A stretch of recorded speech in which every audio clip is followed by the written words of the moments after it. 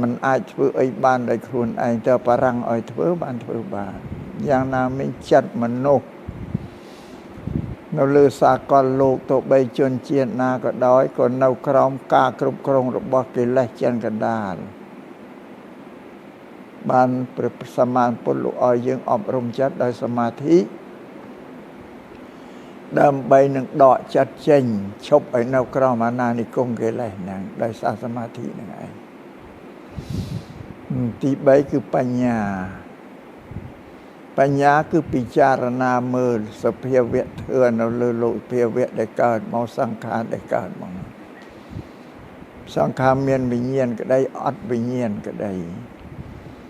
ឲ្យឃើញច្បាស់ដោយបញ្ញារបស់ខ្លួនហ្នឹងតែសង្ខារទាំងអស់នេះកើតឲ្យមានការប្រែប្រួលទៅតាមពេលតាមវេលាមិនមែនការស្ថិតស្ថេរនៅដោយទៀងទាត់ទេគឺយើងត្រូវដឹងពីពាក្យថាបញ្ញាឲ្យច្បាស់លាស់ខ្មែរយើងចេះនិយាយថាប្រាជ្ញាបញ្ញានិយាយគ្រប់ទាំងនេះតែអត់ដឹងថាបញ្ញានឹងមានអត្ថន័យថាម៉េចក៏មិនដឹងបញ្ញានឹងជាភាសាបាលីសំស្ក្រឹតថាប្រាជ្ញាប្រែជាខ្មែរមានអត្ថន័យថាសេចក្តីដឹងទូទៅអ្វីដែលយើងដឹងជាតួបញ្ញាយើងស្គាល់ជាតួបញ្ញាអ្វីដែលយើងមិនដឹងមិនស្គាល់គឺអត់មានបញ្ញាទេព្រោះមនុស្សកើតមកគ្មានទេបញ្ញាហ្នឹងតែយើងធំឡើងយើងសិក្សារៀនសូត្របានទទួលការសិក្សារៀនសូត្រណែនាំពីអ្នកណាដែលគេបញ្រៀនគេប្រាប់យើងបានកើតមានបញ្ញាជាពិសេសគឺយើងដែលកើតមកជាមនុស្សនឹងមានលោកឪពុកម្ដាយហើយជាគ្រូទី1របស់យើងដែលគាត់បញ្រៀនយើងឲ្យយើងចេះដេកចេះដើរចេះឈរចេះអង្គុយឲ្យស្គាល់ថានេះជាឪពុកនោះជាម្ដាយហ្នឹងជាតួបញ្ញាគេប្រាប់ថានឹងជាម៉ែនោះជាឪនោះជាស្អីអីរូបទាំងអស់ហ្នឹងអ្វីដែលយើងដឹងស្គាល់គេហៅថាបញ្ញាអ្វីដែលយើងមិនដឹងមិនស្គាល់គឺមិនមែនជាតួបញ្ញាទេបញ្ញានេះកើតពីការសិក្សារៀនសូត្រពីការស្ដាប់ការត្រេះរិះការពិចារណានិងការកត់សម្គាល់បញ្ញានេះជាលំអខាងដើមលំអខាងចុងបំផុតនៃពុទ្ធសាសនាសិលលំអខាងដើមមុនគេបំផុតទី2បានលំអដោយសមាធិទី3លំអដោយបញ្ញាមានតែលំអ3នេះឯងបើបរិស័ទមនុស្សទូទៅទាំងឡាយបានអប់រំកាយវាចាដោយសិលអប់រំចិត្តដោយសមាធិធ្វើឲ្យខ្លួនមានបញ្ញាយល់ការដឹងខុសត្រូវជីវិតរបស់ខ្លួនប្រសើររស់នៅប្រសើរពុទ្ធលោកថាជីវិតរបស់បុគ្គលដែលរស់នៅប្រកបដោយបញ្ញាជាជីវិតប្រសើរបំផុតនិងជាពាក្យទូលមានព្រានបដៅរបស់ពុទ្ធលោកប្រាប់អស់លោកទាំងអស់ដែលរស់នៅសត្វតែរស់នៅដោយបញ្ញាដោយការយល់ដឹងប៉ុន្តែបញ្ញាវាអត់ស្មើគ្នាទេទៅតាមកម្រិតការសិក្សាការរៀនការសូត្ររបស់មនុស្សប្រភពដែលឲ្យកើតបញ្ញាពិភពលោកបច្ចុប្បន្នសប្តាហ៍ថ្ងៃនេះគឺសាលារៀនសាលារៀន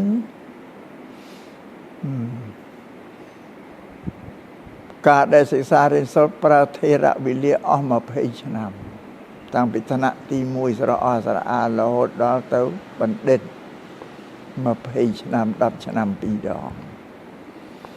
នឹងពិភពលោកសប្តាហ៍ថ្ងៃអស់ហើយកម្រិតត្រឹមបណ្ឌិតเขาបានបណ្ឌិតគេបញ្ញវ័នប្រុសស្រីគេហៅបញ្ញវតីឬបញ្ញវន្តីនេះភូមិដែលត្រូវចម្រើនរូបលើបញ្ញាហ្នឹងមនុស្សទាំងអស់ដែលទទួលបានវិជ្ជាធ្វើឲ្យកើតបញ្ញាគឺសាលារៀនភូមិសិក្សាបង្កើតឲ្យរៀនវិជ្ជាណាដែលកើតចេញពីក្នុងសាលាជាវិជ្ជាដែលត្រឹមត្រូវដែលគេបានគិតបានគូចម្រាញ់រកហេតុផលត្រឹមត្រូវល្អប្រពៃហើយបានគេយកមកបង្រៀនយើងណា គ្រប់ផ្នែកទាំងអស់ព្រោះនេះសម្រាប់ពុទ្ធសាសនាហ្នឹងប៉ុន្តែពេលវេលាវាខ្លីมันអាចធ្វើការអធិប្បាយសម្ដែងបញ្យលអស់លោកទាំងអស់ឲ្យបានហូរហែត្រឹមត្រូវចាប់ចុងចាប់ដើមបានទេគ្រាន់តែអធិប្បាយបញ្យលបន្តិចបន្តួចកន្លែងដែលសំខាន់គឺសិលសមាធិបញ្ញានឹងឯងជាធម៌ដែលពុទ្ធឧសម្ដែងឲ្យមនុស្សយកមកអប់រំកាយវាចាចិត្តបញ្ញារបស់ខ្លួនហ្នឹងមនុស្សយើងកើតមកមានពូជបញ្ញាមកស្រេចមិនដូចសត្វដេរិឆានកើតមកគ្មានពូជបញ្ញាមកទេតែមនុស្សយើងមានពូជបញ្ញាតែបញ្ញារបស់មនុស្សនេះអាចរីចម្រើនលូតលាស់ទៅបានតែមានការសិក្សារៀនសូត្របានរីចម្រើនលូតលាស់បំបានរៀនសូត្រអត់រីចម្រើនទេនៅក្នុងនេះសូមអស់លោកទាំងអស់នឹងយល់ច្បាស់អំពីមនុស្សហ្នឹងវិដេយមិញហ្នឹងបានសមាទានសិលសិក្ខាបទ5មិញហ៎អត់នៅទេមិនចាំមុនតទៅនេះអមិញក៏សូត្រសំនោះមិនទាន់បានឲ្យមិនទាន់បានទទួលអីខាងដើមនៃសិលហ្នឹងមានបរតនត្រ័យ3រតនៈប្រែថាវត្ថុដែលធ្វើឲ្យមនុស្សចិត្តមនុស្សនឹងឆ្លងផុតពីសេចក្តីទុក្ខក្តៅក្រហាយឲ្យបានរីករាយសប្បាយគេហៅរតនៈវត្ថុហ្នឹងក្នុងពុទ្ធសាសនានឹងមានរតនត្រ័យ3រតនៈទី1គឺពុទ្ធរតនៈទី2ធម្មរតនៈទី3សង្ឃរតនៈពុទ្ធរតនៈព្រះពុទ្ធជារតនវត្ថុមួយហ្នឹងព្រះពុទ្ធជាមនុស្សដូចយើងយ៉ាងមិនទេវតាទេមិនប្រអិនប្រព្រំទេពាក្យថាពុទ្ធៈនឹងប្រែជាខ្មែរថាលោកអ្នកត្រាស់ដឹងលោកអ្នកដឹងឬលោកអ្នកប្រាជ្ញមហាទស្សនវិទូលោកមានបញ្ញាញាណនឹងក្រៃលែងរកទីបំផុតមានទៅលោកយល់បានដឹងគ្រប់កាលវេលាអតីតកន្លងហើយក្តីបច្ចុប្បន្នក្តីអនាគតលោកដឹងទាំងអស់នឹងហៅបញ្ញាណាតែបញ្ញាយើងកើតពីការរៀនការសូត្របញ្ញារបស់ពុទ្ធកើតមកគឺលោកពិចារណាបញ្ញាយល់ទាំងអស់ដឹងទាំងអស់បញ្ញាខ្លាំងក្លាទី2គឺធម្មរតនៈគឺពាក្យទូលមានព្រានប្រដៅរបស់ពុទ្ធនឹងគឺសិលសមាធិបញ្ញានឹងឯងវិសិលសមាធិបញ្ញានឹងជាធម៌ដែលត្រូវឲ្យយើងយកមកប្រព្រឹត្តដោយកាយវាចាចិត្តបញ្រៀនឲ្យយើងធ្វើការដោយវាចាកាយវាចាចិត្ត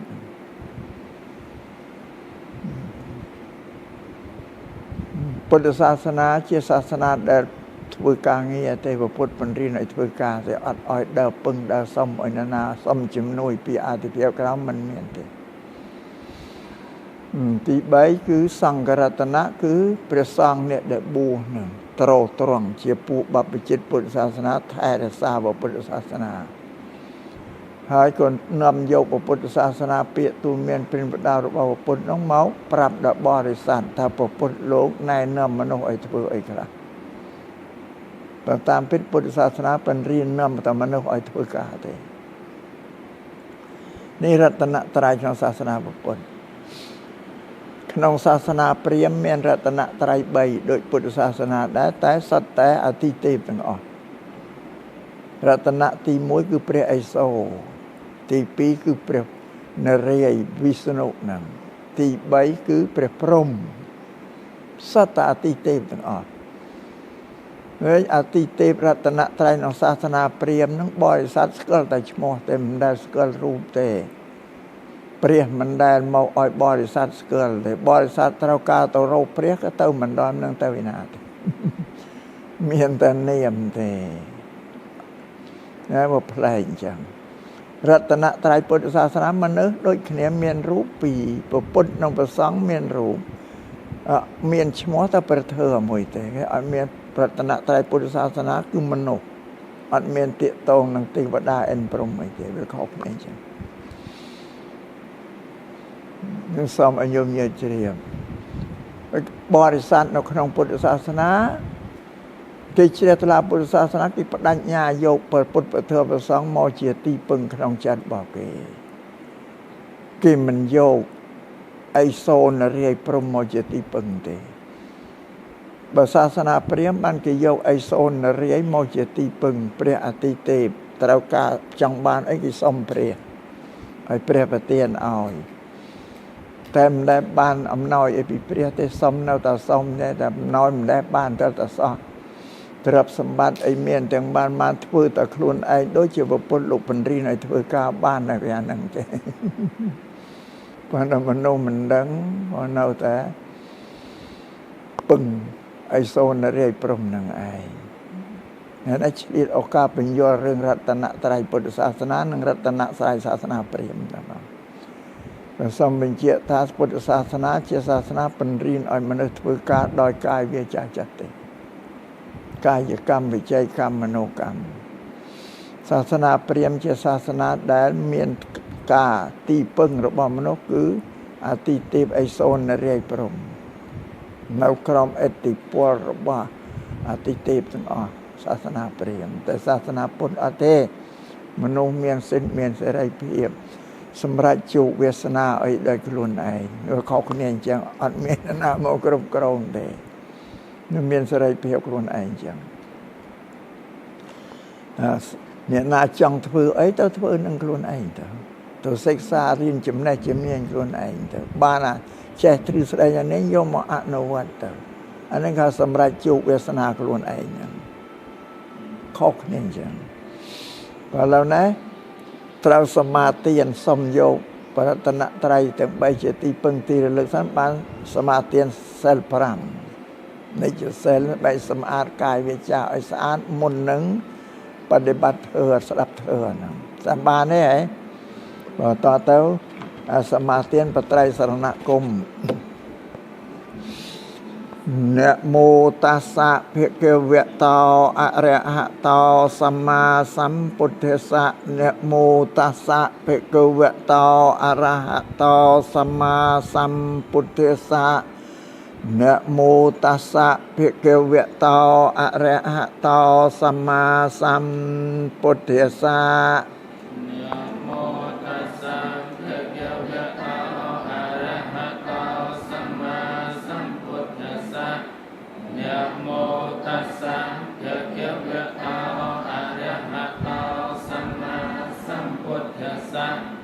นะโมตัสสะภะคะวะโตอะระหะโตสัมมาสัมพุทธัสสะ พุทธังสรณังกัจฉามิพุทธังสรณังกัจฉามิธัมมังสรณังกัจฉามิธัมมังสรณังกัจฉามิสังฆังสรณังกัจฉามิสังฆังสรณังกัจฉามิผมពាក្យដែលពូលនឹងជាភាសាបាលីប្រែជាខ្មែរបានន័យតែខ្ញុំសូមដល់នៅពុទ្ធពធព្រះសង្ឃជាទីពឹងទីរលឹកទីពឹងទីរលឹកក្នុងចិត្តណាទុតិយំពេពុទ្ធាំសរណังកិច្ឆាមិទុតិយំពេពុទ្ធាំសរណังកិច្ឆាមិទុតិយំពេធម្មំសរណังកិច្ឆាមិទុតិយំពេធម្មំសរណังកិច្ឆាមិទុតិយំពេសង្ឃំសរណังកិច្ឆាមិទុតិយំពេសង្ឃំសរណังកិច្ឆាមិមានអត្តន័យជាខ្មែរតែខ្ញុំសូមដល់នៅពុទ្ធពធព្រះសង្ឃជាទីពឹងទីរលឹកជាគម្រប់2ដងផងតតិយំពេពុទ្ធាំសរណังកិច្ឆាមិតតិយំពេពុទ្ធាំសរណังកិច្ឆាមិតតិយំពេធម្មំសរណังកិច្ឆាមិតតិយំពេធម្មំសរណังកិច្ឆាមិតតិយំពេសង្ឃំសរណังកិច្ឆាមិតតិយំពេសង្ឃំសរ ก็មានអត្តន័យជាភាសាខ្មែរតែខ្ញុំសូមដល់នៅពុទ្ធពធប្រសង្ឃជាទីពឹងទីរលឹកជាគម្រប់3ដងផងមានទី1ទី2ទី3ទី1ទី2ទី3តែបីធ្វើសេចក្តីបញ្ជាក់ឲ្យច្បាស់លាស់ថាយើងទាំងអស់គ្នាជាពុទ្ធបរិស័ទគឺយើងយកពុទ្ធពធប្រសង្ឃជាទីពឹងទីរលឹកមិនយករតនៈដតីខុសពីពុទ្ធពធប្រសង្ឃមកជាទីពឹងទីរលឹកទេฉะนั้นសូមឲ្យញោមញាតិទាំងអស់គ្នាយល់ប្រយ័ត្នយើងកាន់ពុទ្ធសាសនាបដិញ្ញាយកពុទ្ធពធប្រសង្ឃជាទីពឹងទីរលឹកដែលមានសេចក្តីភ័យសេចក្តីខ្លាចឬសេចក្តីត្រូវការចង់បានអីនោះទៅសុំអីពឹងទីពឹងអីសូនរីឯណាឲ្យមកជួយវាខុសទៅវិញណាខុសទ្រឹស្ដីក្នុងពុទ្ធសាសនាណាសូមជម្រាបចឹងកិរិយាកាន់យកនៅបរតនត្រ័យ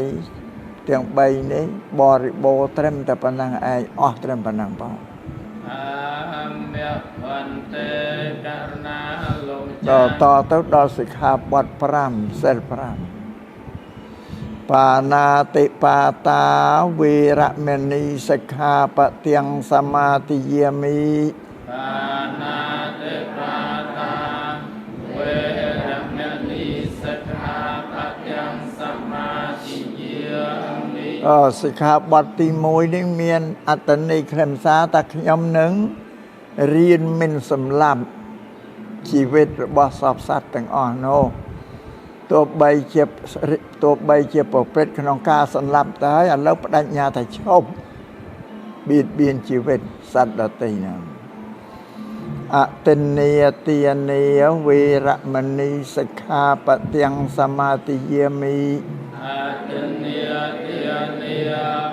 វេរមណីសិក្ខាបទាំងសមាទិយាមិសិក្ខាបទទី2មានអត្តន័យថាខ្ញុំនឹងរៀនមិនលួចទ្រព្យសម្បត្តិជនដទៃឬបើធ្លាប់លួចហើយក៏ថាឈប់ហើយឈប់លួចតទៀតអត់អញ្ញាកាមេសុមិច្ឆាចារាវេរមណីសិក្ខាបទាំងសមាទិយាមិកាមេសុមិច្ឆាចារាវេរមណីសិក្ខាបទាំងសមាទិយាមិសិក្ខាបទទី3នេះមានអត្តន័យខ្លឹមសារថាខ្ញុំនឹងរៀនមិនរំលោភបៀតបៀនប្តីប្រពន្ធកូនអ្នកដទៃទេឬបើធ្លាប់ប្រព្រឹត្តហើយក៏បដិញ្ញាថាឈប់ប្រព្រឹត្តតទៅទៀតមុសាវាទាវេរមណីសិក្ខាបទាំងសមាទិយាមិមុសាវាទាវេរមណីសិក្ខាបទាំងសមាទិយាមិសិក្ខាបទទី4នឹងបានមានអត្តន័យថាខ្ញុំនឹងរៀនមិនភូតមិនផោកុហកជនដទៃដោយ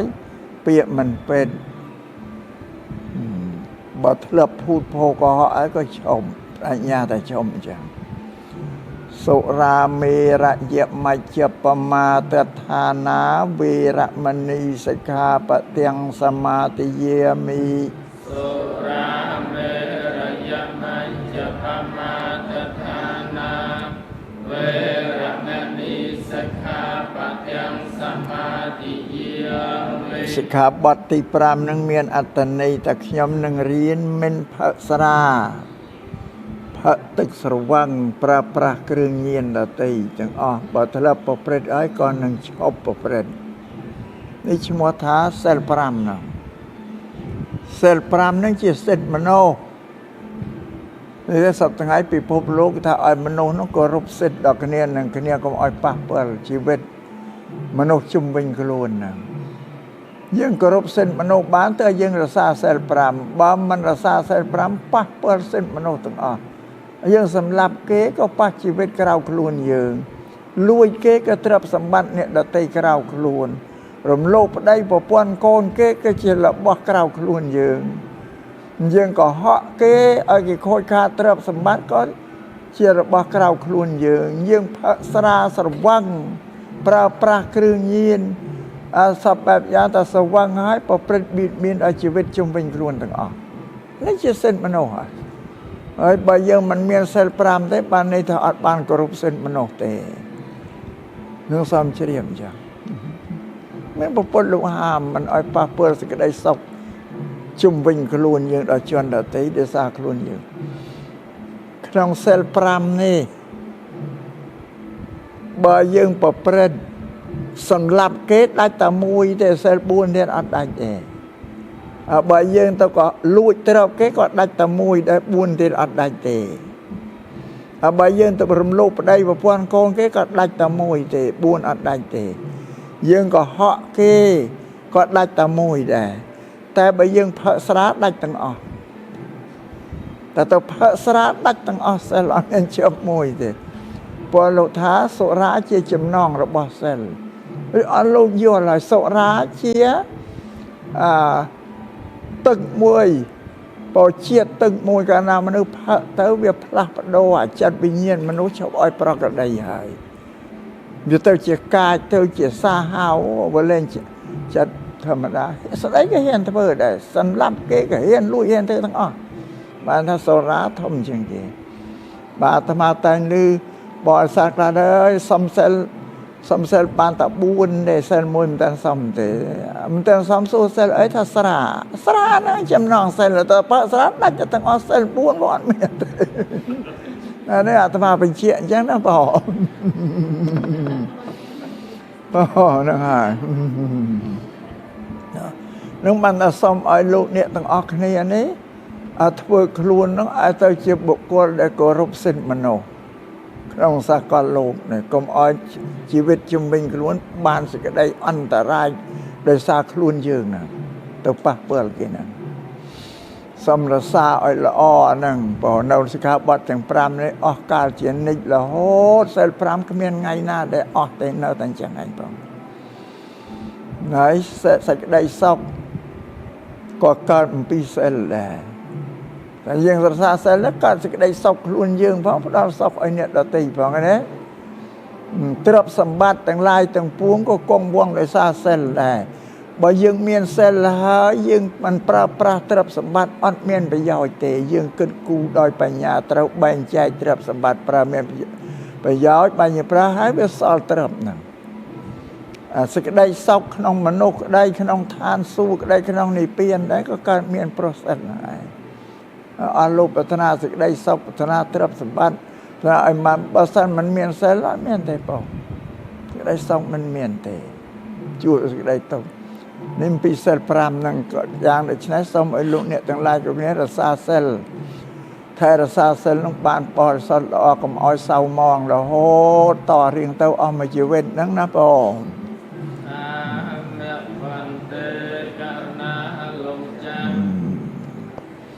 នៅបណ្ដឹងខាងដើមតទៅនឹងត្រូវសម្ដែងធម៌តាមលោកអ្នកម្ចាស់ប្រធានឯមកហ្នឹង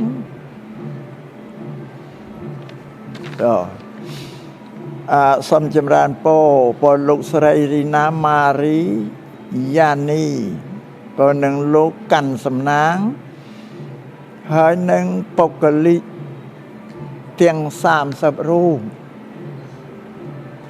ពលដែលជាអ្នកបម្រើកិច្ចដើម្បីមកទទួលនៅព្រះធម៌អំពីពុទ្ធសាសនាហ្នឹងដឹងថាតើពុទ្ធលោកសម្ដែងអីខ្លះប្រាប់ដល់មនុស្សហ្នឹងមិននឹងបានធ្វើអត្ថាធិប្បាយខាងដើមឲ្យអំពីសិលអំពីរតនត្រ័យហ្នឹងជាបន្តទៅទៀតបើសុំសម្ដែងអំពីពិធីបុណ្យកាន់បិណ្ឌជុំបិណ្ឌហ្នឹងដើម្បីជំរាបឲ្យដឹងព្រោះពិធីបុណ្យកាន់បិណ្ឌជុំបិណ្ឌនេះជាបុណ្យប្រពៃណីរបស់ជាតិយើងប្រែជើងស្ពាន់ជើងឲ្យប្រែបើមិនសូវពេញបត់ទេពេនក៏បានដែរកុំអង្គុយឲ្យវាចុកស្ពឹកស្ពាន់នឹងប្រែប្រួលចឹងបាទព្រោះយើងប្រើពេលយូរបន្តិចដែរហ្នឹងជំរាបអំពីពិធីបុណ្យកាន់បិណ្ឌនេះបុណ្យទាំងឡាយទាំងពួងនៅក្នុងពុទ្ធសាសនានេះជាបុណ្យដែលព្រះសម្មាសម្ពុទ្ធលោកអនុញ្ញាតណែនាំឲ្យធ្វើក្តីឬក៏បុណ្យដែលបណ្ឌិតអ្នកប្រាជ្ញដូនតាយើងបញ្ញវន្តក្នុងពុទ្ធសាសនា พอลูกบ้านรีบจำឡើងឲ្យធ្វើហ្នឹងទៅតាមបែបពុទ្ធសាសនានោះមានតែបន់កាន់បិណ្ឌនឹងឯងដែលមានថេរវេលាយូរវែងឆ្ងាយជាងគេប្រវត្តិហ្នឹងមានរយៈកាល14ថ្ងៃរួមទាំងថ្ងៃចុងក្រោយបំផុតគឺថ្ងៃប្រជុំបិណ្ឌថ្ងៃឆ្លងហ្នឹងមួយថ្ងៃទៀតទៅជា15ថ្ងៃកន្លះខែនេះសួរថាតើបន់កាន់បិណ្ឌប្រជុំបិណ្ឌនឹងអត្តន័យខ្លឹមសារនៃបន់គេធ្វើឡើងដើម្បីអ្វីប្រយោជន៍អីត្រូវឲ្យដឹងចឹងព្រោះកន្លងមកយើងអត់បានដឹងទេឮតែធ្វើបត់ធ្វើបន់កាន់បិណ្ឌប្រជុំបិណ្ឌដឹងតែប៉ុណ្ណឹងឯងតែពាក្យបិណ្ឌនោះក៏មិនដឹងថាម៉េចបន់ក៏មិនដឹងទិសដៅទៅធ្វើឲ្យអត់ដឹងទេការធ្វើបែបនេះដោយការមិនដឹងមិនយល់នេះធ្វើវិន័យពុទ្ធសាសនាអត់ល្អទេណាមិនត្រឹមត្រូវទេព្រោះពុទ្ធសាសនាពុទ្ធលោកថាមនុស្សធ្វើអីត្រូវរៀនបរិយ័តឲ្យចេះសិនសំបដិបត្តិពាក្យថាបរិយ័តនេះស្មើនឹងវោហាស័ព្ទដែលគេប្រើសប្តាហ៍ថ្ងៃគឺទ្រឹស្ដីគឺបរិយត្តិរៀនបរិយត្តិទ្រឹស្ដីចេះបានមកបដិបត្តិស្មើនឹងអនុវត្តដូចជាអស់លោកដែលធ្វើការងារនៅក្នុងសន្តាគារតើតរៀនទ្រឹស្ដីនៅក្នុងកិច្ចការសន្តាគារនឹងចេះសិនបានមកធ្វើការក្នុងនឹងបានដូចគ្នាទាំងអស់បងគិតមើល2567ឆ្នាំហើយដែលពុទ្ធថាមនុស្សធ្វើឲ្យត្រូវរៀនទ្រឹស្ដីរៀនបរិយ័តឲ្យចេះសិនបានទៅធ្វើបើមិនបានចេះទ្រឹស្ដីបរិយ័តទេអត់ទៅធ្វើការនឹងបានពុទ្ធហាមដាច់បើអ្នកបួសពុទ្ធសាសនាដឹកនាំបរិស័ទក្តីបដិបត្តិខ្លួនឯងក្តីនៅពុទ្ធសាសនាដោយមិនចេះទ្រឹស្ដីបរិយ័តធ្វើអត់បានធ្វើត្រូវអាបត្តិឲ្យមានទោសពុទ្ធទៅដាក់ទោសឲ្យព្រោះតែមនុស្សល្ងងទៅនាំគេធ្វើវាប្រះចាកមេគាដែលត្រឹមត្រូវណាព្រោះនាំឲ្យអន្តរាយកិច្ចការងារទាំងអស់បើសាសនាវាខូចសាសនានឹងអស់លីងដែលញោមញាតខ្មែរថ្ងៃអ្នកកាន់ពុទ្ធសាសនាសមានបដិបត្តិទៅតាមពុទ្ធសាសនានឹងបានប្រមាណបដិបត្តិតែខុសនឹងឯងទៅបួងសួងបន់ស្រន់ទេវតាប្អិនប្រព្រំអីសូនរាជអានោះមិនពុទ្ធសាសនាទេខុសទៅបាត់តែគេឃើញទេពុទ្ធសាសនាពុទ្ធមានឲ្យពឹងគេណារិអីសូនរាជប្រព្រំមិនរតនត្រ័យក្នុងពុទ្ធសាសនារតនត្រ័យសាសនាព្រាហ្មណ៍មកវាមិនយល់ឯងវាខុសចាស់បានត្រូវរៀនឲ្យចេះលោកហាមដាច់មុនធ្វើឲ្យត្រូវរៀនទ្រឹស្ដីបរិយ័តឲ្យចេះសិនដូចជាបនកាន់បិណ្ឌជុំបិណ្ឌយើងចេះតែធ្វើប្រព្រឹត្តមកហើយយូរយាតែអត់ដឹងទិសដៅខ្លឹមសារយ៉ាងម៉េចប៉ុន្តែថ្ងៃសូមបញ្ជាក់ថាពិធីបនកាន់បិណ្ឌជុំបិណ្ឌនេះជាកម្មវិធីបនមួយដែលមនុស្សរស់រានមានជីវិតទាំងអស់គ្រប់គ្នានេះគេធ្វើបននោះដើម្បីនឹងផ្សាយដើម្បីនឹងឧទ្ទិសដើម្បីបញ្ជូនទៅបុព្វការីជនគឺលោកឪពុកអ្នកម្ដាយទាំងបានដែលមានគុណឧបការៈមកលើយើងណាវាអ្នកមានគុណមកលើយើងមិនតែម៉ែឪយើងទេតាំងពីគ្រូបាអាចារ្យយើងទាំងអស់លោកអ្នកប្រាជ្ញបណ្ឌិតទាំងបានដែលលោកបានបង្កើតជាសម្ភារៈឧបករណ៍អីដែលឲ្យយើងប្រើប្រាស់សប្តាហ៍ថ្ងៃនេះតាំងពីពុរេប្រវត្តិមកពុរេប្រវត្តិគឺមនុស្សដែលកើតរស់នៅលើទឹកដីកម្ពុជានេះមុនគេទាំងអស់នេះជាបុព្វការីជនរបស់យើងហើយយើងពូជពងខ្សែស្រឡាយពូជនេះអស់ហ្នឹងវាចេះមានហេតុមានផលបន្តនេះមកយល់ទេយើងមិនដាច់ពីលោកទេបើវាមិនមានយាយតាយើងក៏វាមិនមានម៉ែឪយើងដែរឃើញទេបើវាមិនមានម៉ែឪក៏មិនមានយើងបើមិនមានយើងក៏មិនមានកូនមានកូនចៅអានេះវាហេតុទាំងអស់ជាពូជខ្សែស្រឡាយតែមួយណាវាបង្កើតនេះតយាយតាវាជាហេតុបានមកម៉ែឪយើងជាផលណាវិញម៉ែឪយើងជាផលត្រឡប់ទៅជាហេតុវិញបានមកយើងជាផលយើងជាផលត្រឡប់ទៅជាហេតុវិញបានកូនយើងជាផលកូនយើងជាផលត្រឡប់ជាហេតុវិញបានចៅអានឹងវាហេតុរបស់មុនណាយើងណាដែលមានផលពូជមនុស្សដែលនៅលើទឹកដីមិនដឹងប្រមាណ100លានតំណហើយតែសត្វតែបុព្វការីយើងទាំងអស់ โดยเฉพาะสร้างโกวดยังมันนึกทำไมเอาโดนตายังต้องออกเนี่ยสร้างเนี่ยฉะนั้นตายังต้องออกเนี่ยสร้างนะถ้าย้อนทันจังโน้ให้เชี่ยปปการอะไรบ่ยืนเนี่ยลูกหลานลูกปังเกิดอักษรศาสตร์ลูกปังเกิดเพียซาปังเกิดวัปปะโทตำนิ่มตำเลิบไอ้สับแบบสับอย่างนั่นสัตว์เมียนคนหนึ่งยังต้องออกนี่ชมตาเก๋บนกิดังคนครับกัตตัญญูเนี่ยมันนึกรอต้องออกกิดังคนกัตตัญญูปะไหลปะไหลกมาตัดเด็ดังคนเราปปการอะไรจวนแต่บ้านพื้นสิได้ละอปังเกิดเสลับปังการอักษรศาสตร์พิศาวัปปะเทอไอ้สับแบบสับยาตุกไอ้ยังปราสับทั้งไงเนี่ยเกิดฝึกบอลเอาตึกทรายตึกปูนนั่งทับบอลกัตตัญญูอันนั้นตึกดาวนะเป่าเกลมซาคือกัตตัญญูรำลึกดอปปการอะไรจวนได้ลูกเมียนกุลปปการะหมดเลยยังต้องออกเนี่ยได้เจียโกนเจ้าต้องออกเนี่ยร้อนเอานะนี่มันนี่ทับบอลกัตตัญญูกัตตัญญูก็ยังในรอในไอ้ดังคนเราดังคนหายกัตตัญญูยังเน่ามันเสียมแต่ยังធ្វើកម្មវិធីបន់កាន់បិណ្ឌជុំបិណ្ឌនឹងឯងเอาตึกจูนเต่าการได้ធ្វើពិធីបន់កាន់បិណ្ឌជុំបិណ្ឌនេះគេហៅថាកតវេទីតាធោកិច្ចដែលត្រូវធ្វើក៏កតវេទីតាធោធ្វើតបអានេះ7នោះធ្វើតបเอาตึกផ្សព្វផ្សាយបញ្ជូនទៅលោកហ្នឹងนี่เคลมซาในพิธีบอนกันเป็นจุ่มเป็นนั่งบอนนี้เชียบปไปนี้ได้โดนตาเยิ้งลุรีบจอมเตตบแต่งเตบอนกันเป็นนี่วิเมียนตั้งไปยูเยียนมาให้ปรีบจอมไอเต้าเชียบปุสดาตุลมตะเลียนทั้งคือปบานองดวงประบาหาริระเรเมียอิสระเตปได้ปองดวงลงรีบจอมกรรมวิธีนี่แหละดำใบอ้อยไปเชียบปรัดเราบอกเป็นโลกนบานฝึกกิจตอบสนองสังกุลเราปปการอะไรจวนนั่งนี่สมอโลต้องอ่อนเจียมตื่นดาวคือเธอสายเธอเป็นจูนตอนนี้ได้สลับหายเนี่ยไอ้บอกเพียศาพุทธศาสนาเกตาเตะเคนานปเตียนหรือสังเกตาเตะเคนานปเตียนชมัวทาเตะเคนานปเตียนสังเกตาเตะเคนานปเตียนเจียบบอลมุ้ยได้กิจเวิร์กกิจสายเป็นจูนตอนนี้สลับอันนั้นเจียบพุทธศาสนาแต่ดอลบอลกันเบนนึงปปการายชวนลูกรีบจำลูกอ้อยชมัวทาพิธีบอลกันเบนปัญญาเตะเคนานปเตียนโดยแต่กันเนี่ยนะพิธีบอนกันเป็นนิเมียนแต่พุทธศาสนาตึกใดขมายตี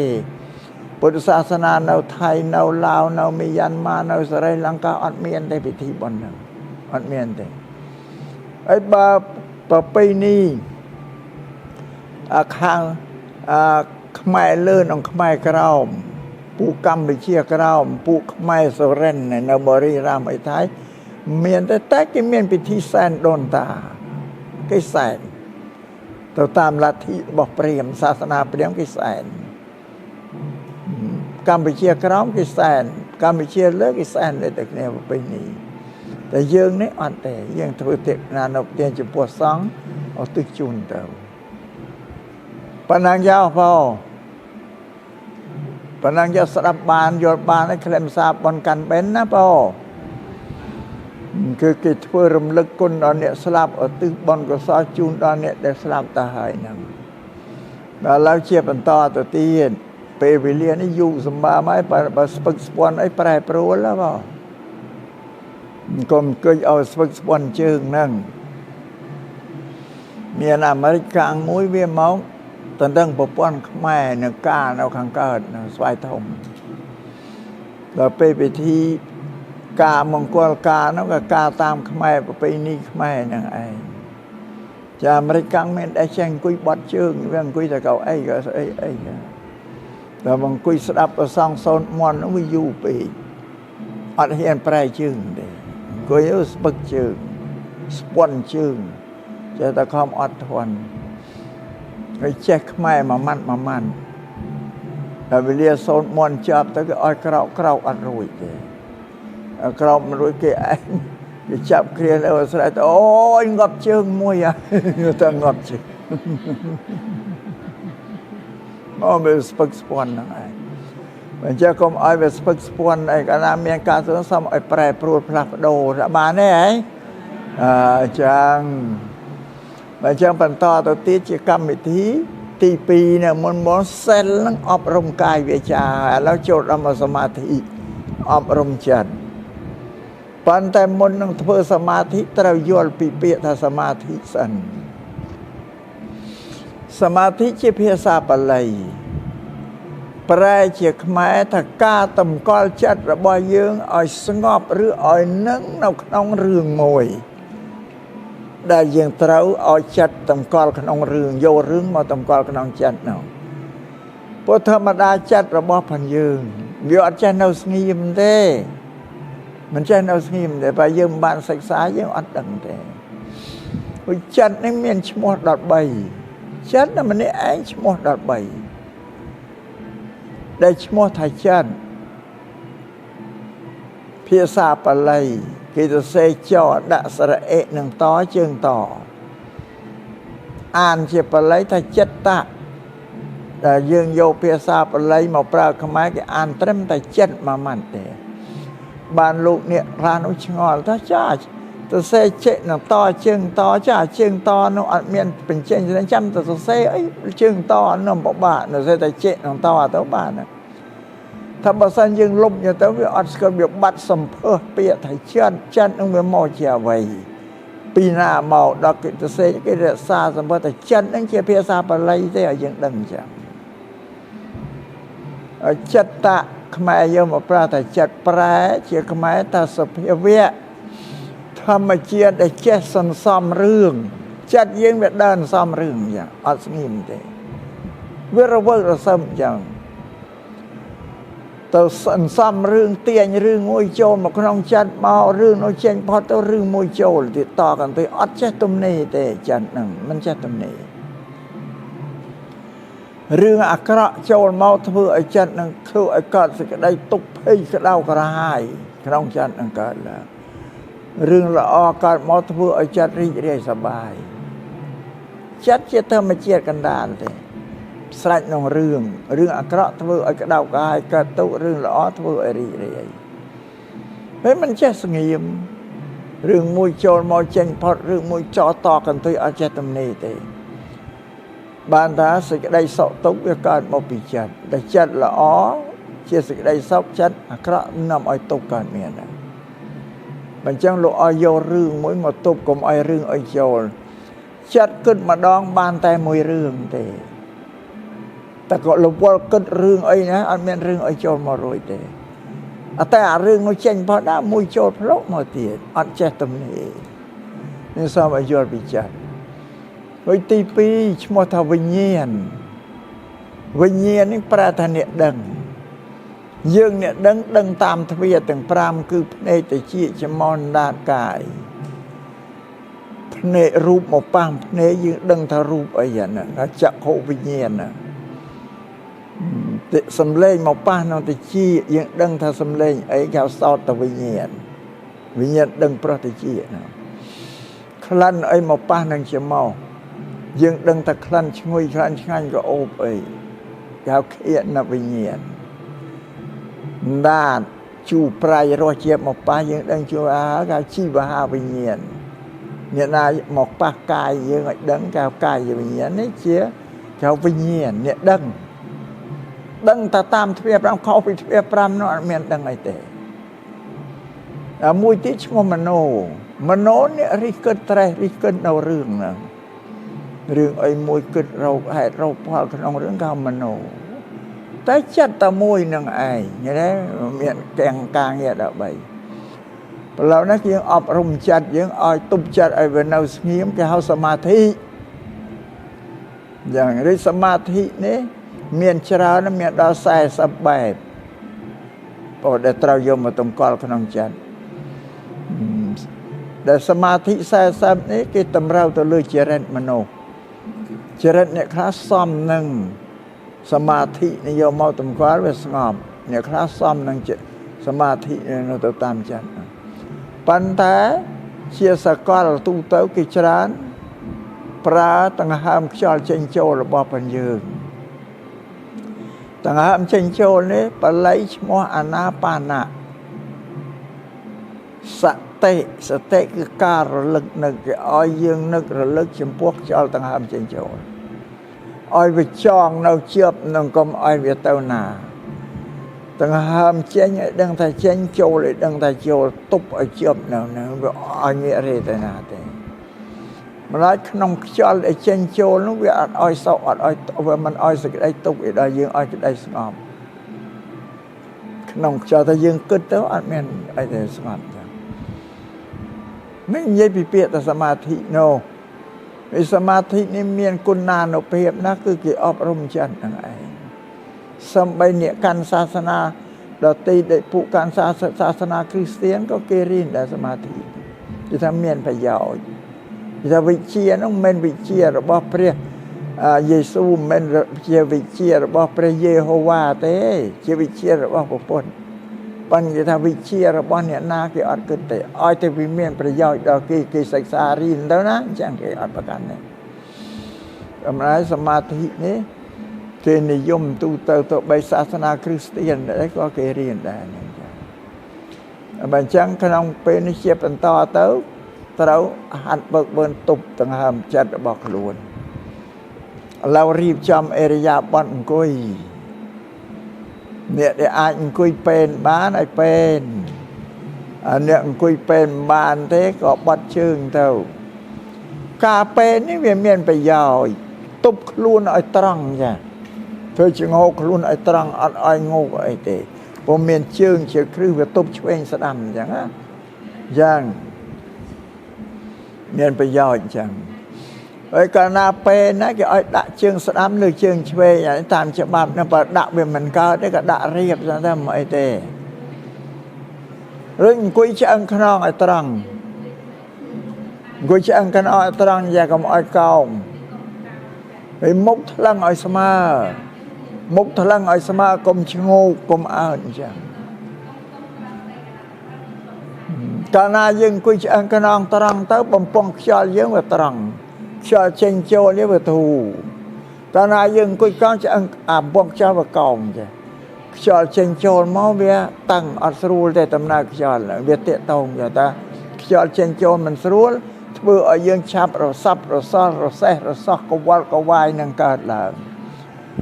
មិនងាយទេណាការធ្វើសមាធិយើងនិយាយទ្រឹស្ដីឲ្យស្ដាប់វាដូចជាងាយស្រួលបើដល់បដិបត្តិទៅលំបាកបំផុតព្រោះវិធីទប់ចិត្តនឹងពិបាកចិត្តវាមានរូបណាមានតែឈ្មោះវាមានរូបតែមានឈ្មោះចិត្តអ្នកណាទៅមើលចិត្តឃើញអ្នកណាទៅពើចិត្តត្រូវណាទៅចាប់ប៉ះចិត្តបានចាអត់ទេแล้วឲ្យវាលះចរន្តរបស់ចិត្តលះគ្មានអ្វីស្មើនឹងចិត្តទេលឿនផ្លេតភ្លាមសំបីចរន្តអគិសនីក៏នៅតែមិនលឿនលះប្រហែលនឹងចិត្តដែរគេឲ្យយើងទប់ឲ្យនឹងងាយណាអត់មានរូបឲ្យនឹងចាប់ទេបងនេះអបបិនីរបស់ចិត្តគឺវាផ្លេតផ្លានយ៉ាងអីទៅឲ្យទប់អារបស់ឲ្យផ្លេតផ្លានងាយណាហ្នឹងចឹងតែបានទេហ៎ចឹងអង្គុយយកតាំងខ្លួនត្រង់ភ្នែកឲ្យថ្មិចភ្នែកមិនឲ្យប្រឹងទេឲ្យបន្ទន់តបកភ្នែកលើឲ្យទន់ក្រោមមកលើតបកភ្នែកក្រោមហើយភ្នែកសម្លឹងមកចង់ច្រមុះថ្មិចក៏ពិតមែនបើសម្លឹងប្រយោជន៍មកចង់ច្រមុះទីដែលខ្យល់ចេញចូលព្រោះខ្យល់ដង្ហើមរបស់យើងចេញចូលតាមទ្វារច្រមុះនឹងឯងណាជាទីជាអូជាបលាយជាស្ទឹងហ្នឹងឲ្យខ្យល់អូចេញចូលហ្នឹងអរួយឲ្យមិនយកខ្យល់ធម្មជាតិទេខ្យល់ធម្មជាតិគឺជាខ្យល់ចលនារបស់សួតណាដែលវាច្បាច់ស្រោមទេអត់យកខ្យល់ហ្នឹងទេព្រោះខ្យល់ហ្នឹងធ្វើឲ្យយើងនេះឆាប់ភ្លេចឆាប់ភ្លៀងយើងមើលមកដង្ហើមយើងចេញចូលមួយថ្ងៃនឹងប្រហែលអស់អ្នកណាដែលដឹងថាដង្ហើមចេញចូលអត់ដឹងទេអាមិនដឹងហ្នឹងគេថាសតិបរិលត់ហើយអត់ដឹងទេបើអញ្ចឹងគេត្រូវយកដង្ហើមការងារដង្ហើមយើងដកយើងស្រូបចូលចាស្រូបចូលឲ្យពេញដល់ចេញឲ្យអស់កាលណាតែពេញវាអត់ទៅរួចទៀតទេតែពេញវាណែនណាស់តែរួចត្រូវបញ្ចេញឲ្យអស់កាលណាតែអស់វាឈប់មានអីមកទៀតហើយអាហ្នឹងត្រូវ thơ chôl ở bên chênh mô ở cho nằm nó lần trong việc rồng vơ tăng hàm rồng vơ sở tệ dân đằng nè để thơ ca nghĩa cứ sở tệ nàng anh đằng sở tệ bà lầy thì ra bà lầy sang sẽ kết thà smart đầy máy thà ca rồi lưng nực hơi đằng ná dân đằng ấy cho tôi sở tệ aiแล้วสติเราบอกยังอ้อยดังแต่ชอเชนจนอ้อยเมียนดังเลยแต่โน่ลูโซสโกเพลงตุ้งอ้อยเมียนแต่กึศฐานนั่งกิเลงบัดอ้อยเพลงอ้อยเมียนเราว่าของกิเลงนั่นน่ะลือกันแต่ลือแล้วกึศแต่เป็นเรื่องจอดว่าจะต้องเอาในจับดามเอาเม็ดดอกต่างหากโชเลยเป็นแต่เป็นอัตเตอร์ตีแต่เป็นเช่นไงอ้อมาเว้นพนังไอการนาโชlại đăng thayโชการนาเชงđăng thế đăng là phần đăng ai anh đăng ấy tầm còn chờ anh đăng hạt mẹ nó đọ mẹ đây làโชrồi pin nhà vào cả nghiến tách tôi tệ bỏ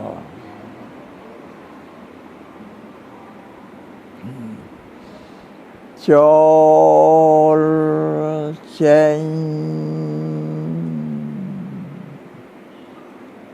อันนั้นเขาสติไอระลึกจำพวกกาเชนโจระบอกจอตั้งห้ามระบอกเป็นเดียวนะการนาเชนจับดำเชนใหญ่บานพวกจอตั้งห้ามว่าเว้นนะครูนเว้นโดยสัตว์พวกใช่ยังจับแต่กบาลดำจอเลยบ้านกันลานลงกันตุ้ยดังต้องอ้อเจียบกันเนี่ยแล้วเชนอ้อเต้าดอกกันตุ้ยnhư prong đam chôn chắp đam chôn mà mình đã chắp ban đám đừng được hỏi cần đàn nó cần tùy nữa để trên chắp ta đam nữa trước tao tao phong quen là ban ai trên pot tao chắp đam chôn mà mình chôn pot mò chắp đam trên từ mình ban ai tục ban ai năng bỏ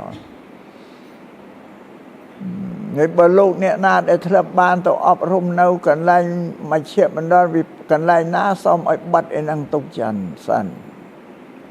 rồi ở từ tua do thứ đây tham mấy những ăn nấu tại do thứ đây cha một thêm tham mấy bật tiền cái ở ban tàu ruồi để bật tiền nha này ban chẳng ở với cái ở cứt tại mồi là lâu riêng cái lai này cũng do thứ đây bị cái lai ở tây dòng màu bật trào là do thứ đây nó này với búa công prang karena dok chol đóเป็นทูปัวไอ้แบบเป่าอย่างเนาะkarenaเช่นไม่ไอ้ปัวพอดจังก็ยังปรังมันอ้อยพอดมันอ้อยเป่าเนาะอย่าเป็นเช่นเป็นโจรอย่างตั้งหากดอกไอ้เวงเต้าเป่าถือไม่ดอกไอ้เวงโจรไอ้เป็นเช่นไอ้อ้อ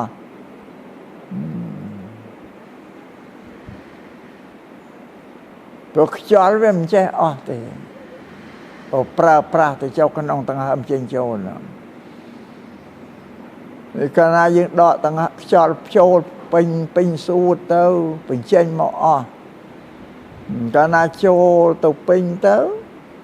จอลไอโจรตัวเป็นยังเพียงตำราเลือดสลายระเรียงกายเดตรากาจอลนะปลากรุบกรันเบียดเพื่อไอสงบมันอ้อยระซับระซ้อนสิmà cái này những đọ tôi cho trôi tôi tách pin mình cướp cắn tôi oi ra sắp ra sau có vào có vài đôi chỉ những body phục mình sẽ ăn chẳng ai đôi từ tua tiền tới đây mình sẽ ăn cái đó mà mình mong mèn chẳng cho là những đọ trôi tôi viêm sẽ đây ra pram cướp cắn tôi oi ra sắp ra sau có vào có vài bây giờ trôi lại pin đâu việc trao caสระระบำราสระตำราการบสระระเรียงกายครบทั่วอายุนั้นปานสกสงบไปจอลบริสุทธิ์แต่นาวคราวแต่ดอกโจดอกน้องกายใบยืงเป็นเลี้ยดเครื่องสมุกโรคน้องกายนั่นยืงเท่าเป็นเช่นไอ้พออ้อคำอ้อยซอลแต่ซอลจอลไอ้สมุกโรคเกลียทั่วอ้อยระซับระซอลได้นั่นแต่นั้นเราดอโจลไอ้ปิ้งเช่นไอ้ในสเตการะลึกน้องจำพวกจอลน้องไอ้เจี๊ยบปนังไอ้อ้อยเงี้ยเร่ตัวเลยไอ้เด้เช่นโจลเช่น đừng thầy chênh chôl đừng thầy chôl chôl rồi bao nhiêu mình miền chôl cột kẹt bị ta chôl cột kẹt đôi chiếc đom thòอย่างว่าดมอย่างเมียนดมต้อยดมทอมการนายึงดอสรบโจลไอ้ปิ้งไอ้เวงปิ้งเต้าเจงไอ้หมอทั่วไอ้จอลโกรธเกลียดนั่งละเอ็ดเต้าว่าเต้าจะครับละเอ็ดโดยจะครับสระครับปูจะปั้นเนี่ยละเอ็ดอย่างแล้วยังพยายามดออยู่ที่จอลละเอ็ดนั่งเต้าจะจอลมอดท่องเลยมาเศร้าจังอักจอลละเอ็ดอักจอลมอดทั่วไอ้กายแต่บ่ยังบานสอบสรูลแต่กายยังสอบสรุปแล้วจัดก็สงบได้เวียอาศัยกันเองจัง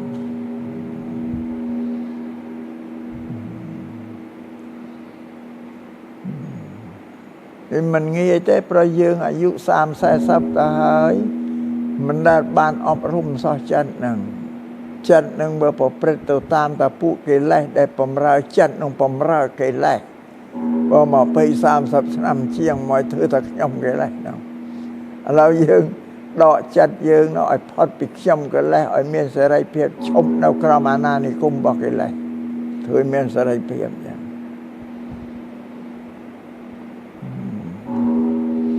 ចូលចេញនោះសូរសំឡេងរគាំងហ្នឹងអត់មែនរឿងរបស់យើងទេកុំទៅគិតណាឮក្រាន់តែឮតែយើងត្រូវគិតពីខ្យល់ណែណា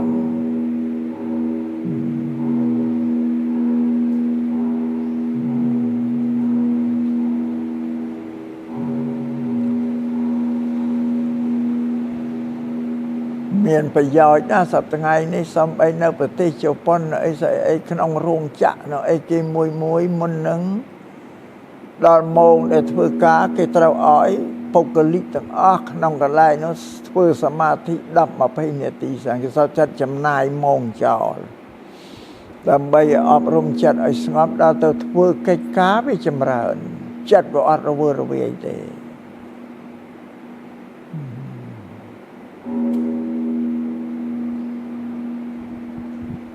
ចូលចេញឲ្យដឹងថាចូលនឹងចេញមកហ្នឹងឯងហើយកុំឲ្យភ័ន្តណាយ៉ាបើភ័ន្តទៅចេញថាចូលថាចេញណាហ្នឹងអត់យកទៀតចូលឲ្យដឹងថាចូលចេញឲ្យដឹងថាចេញ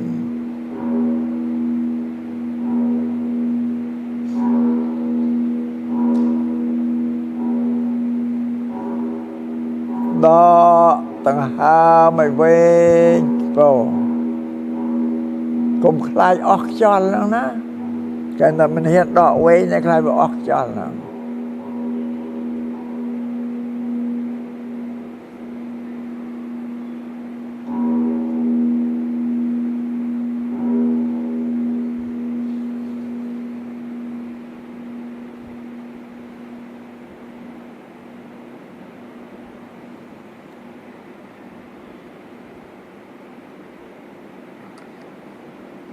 ពាក្យថាធ្វើសមាធិយើងស្ដាប់ដោយស្រួលប៉ុន្តែដល់មកបដិបត្តិមកអនុវត្តលំបាកជាទីបំផុតអូយអ្នកដែលមិនធ្លាប់ធ្វើសោះបដិបត្តិសោះមកបដិបត្តិមុនដំបូងត្រូវជួបនឹងការលំបាក3ថ្ងៃលំបាកមែនទេបើមិនតស៊ូទេក៏វែងចោលកិច្ចចោលហើយសួរថាពិបាកនឹងរឿងអីដែលពិបាកដល់ការងារយើងអត់ធ្លាប់ការងារអីក៏ដោយតែយើងមិនធ្លាប់ធ្វើចេះតែទ្រឹស្ដីដល់ទៅចាប់អនុវត្តលំបាកគ្រប់តែការងារហ្នឹងឯងមិនពិបាកតែសមាធិហ្នឹងទេពេលសមាធិដែលវាពិបាកបើកាលណាធ្វើការសមាធិនេះកាយគេឲ្យនៅស្ងៀមដូចគេចង់ឃើញទេមាត់គេអត់ឲ្យនិយាយទេយ៉ាងចិត្តគេឲ្យគិតតែមួយរឿងទេហើយអានឹងដូចចង់កាយចង់វាចាចង់ចិត្តឲ្យតែណានោះពិបាកយើងអត់ធ្លាប់ប៉ុន្តែមិនអត់ធន់ឆ្លងឲ្យផុតតែ3ថ្ងៃទៅស្រួលហើយ អាចប្រព្រឹត្តទៅបានតែក្នុង3ថ្ងៃគឺលំបាកមែនទែនបានការបង្ហាត់បរិញ្ញាសមាធិត្រូវតែ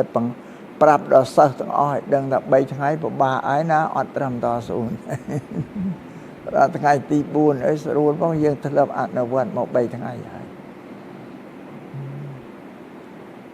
វាមានប្រយោជន៍ណា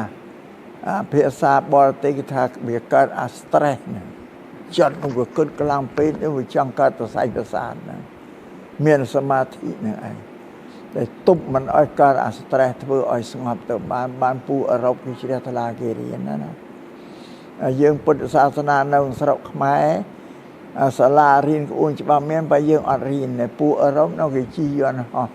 ពីប្រទេសគេមកថៃមកស្រីលង្កាមកយ៉ាងចម្ងាយរាប់ម៉ឺនគីឡូចំណាយប្រាក់មិនតិចទេគេមករៀនណាព្រោះថាវាមានប្រយោជន៍ណាជួយសុខភាពគេឲ្យបានល្អជួយចិត្តគេឲ្យស្ងប់ឲ្យត្រជាក់ល្អហ្នឹងអញ្ចឹងពួកយើងនេះថាទេទៅសំសិលទៅមនុស្សចាស់ចិត្តងាប់បានគេសុំទៅធ្វើសមាធិក៏ទៅមកចាស់ចិត្តងាប់ដែរធ្វើសមាធិដើម្បីទៅកាន់ឋានសួគ៌យល់តែខុសសិលសមាធិបញ្ញាមនុស្សគេឲ្យរៀនគ្រប់ទៅវិញហ្នឹងឯងមនុស្សរស់នៅដោយសិលសមាធិបញ្ញាជាជីវិតដ៏ប្រសើរបំផុតបងអានេះសូមឲ្យជ្រាបអញ្ចឹងហើយយើងរស់នៅគ្មានសិលគ្មានសមាធិបញ្ញាជីវិតក្តៅក្រហាយជួបនឹងសេចក្តីទុក្ខសពបែបសពយ៉ាងទាំងអស់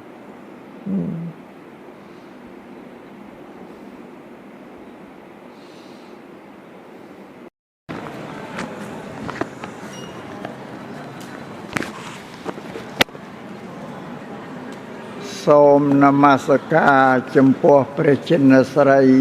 ដ៏បរិសុទ្ធដែលផ្ដល់នៅសេចក្តីបរិសុទ្ធដល់ជនមិនបរិសុទ្ធទាំងឡាយផងចំពោះព្រះធម៌ផង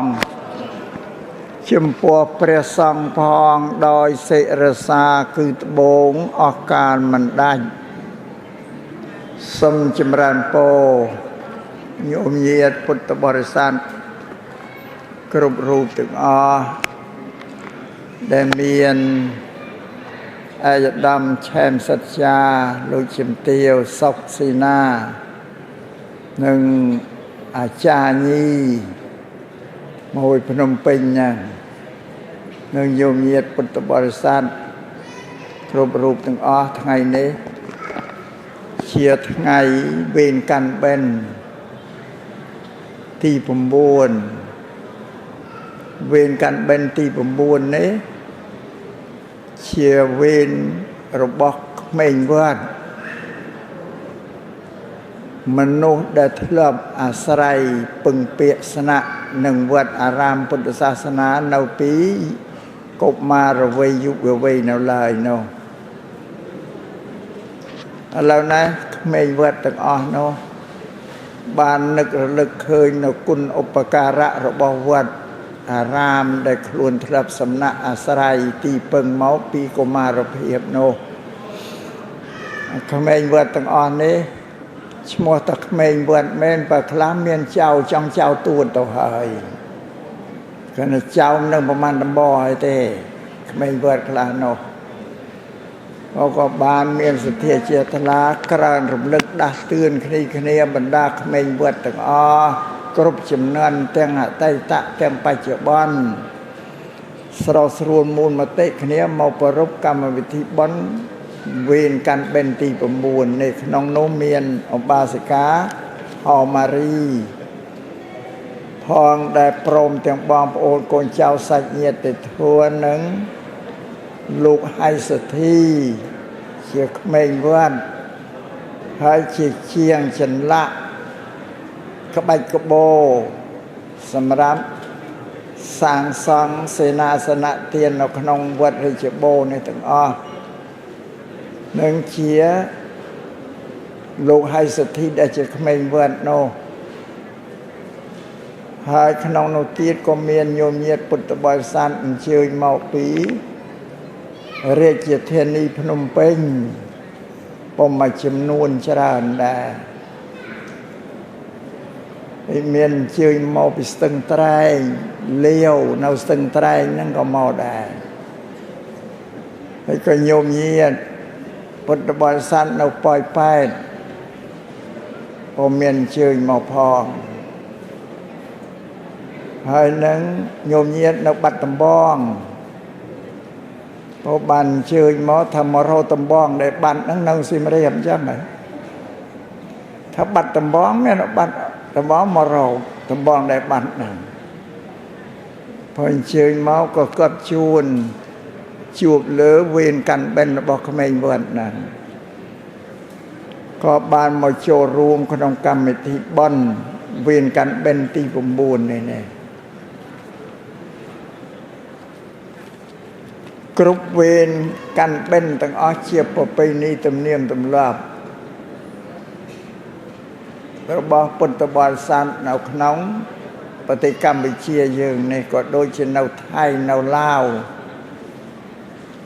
មីយ៉ាន់ម៉ាស្រីលង្កាដូចគ្នាតកាលណាមានកម្មវិធីបន់ហើយខាងដើមតែងតែចម្រើនព្រះបរិត្ត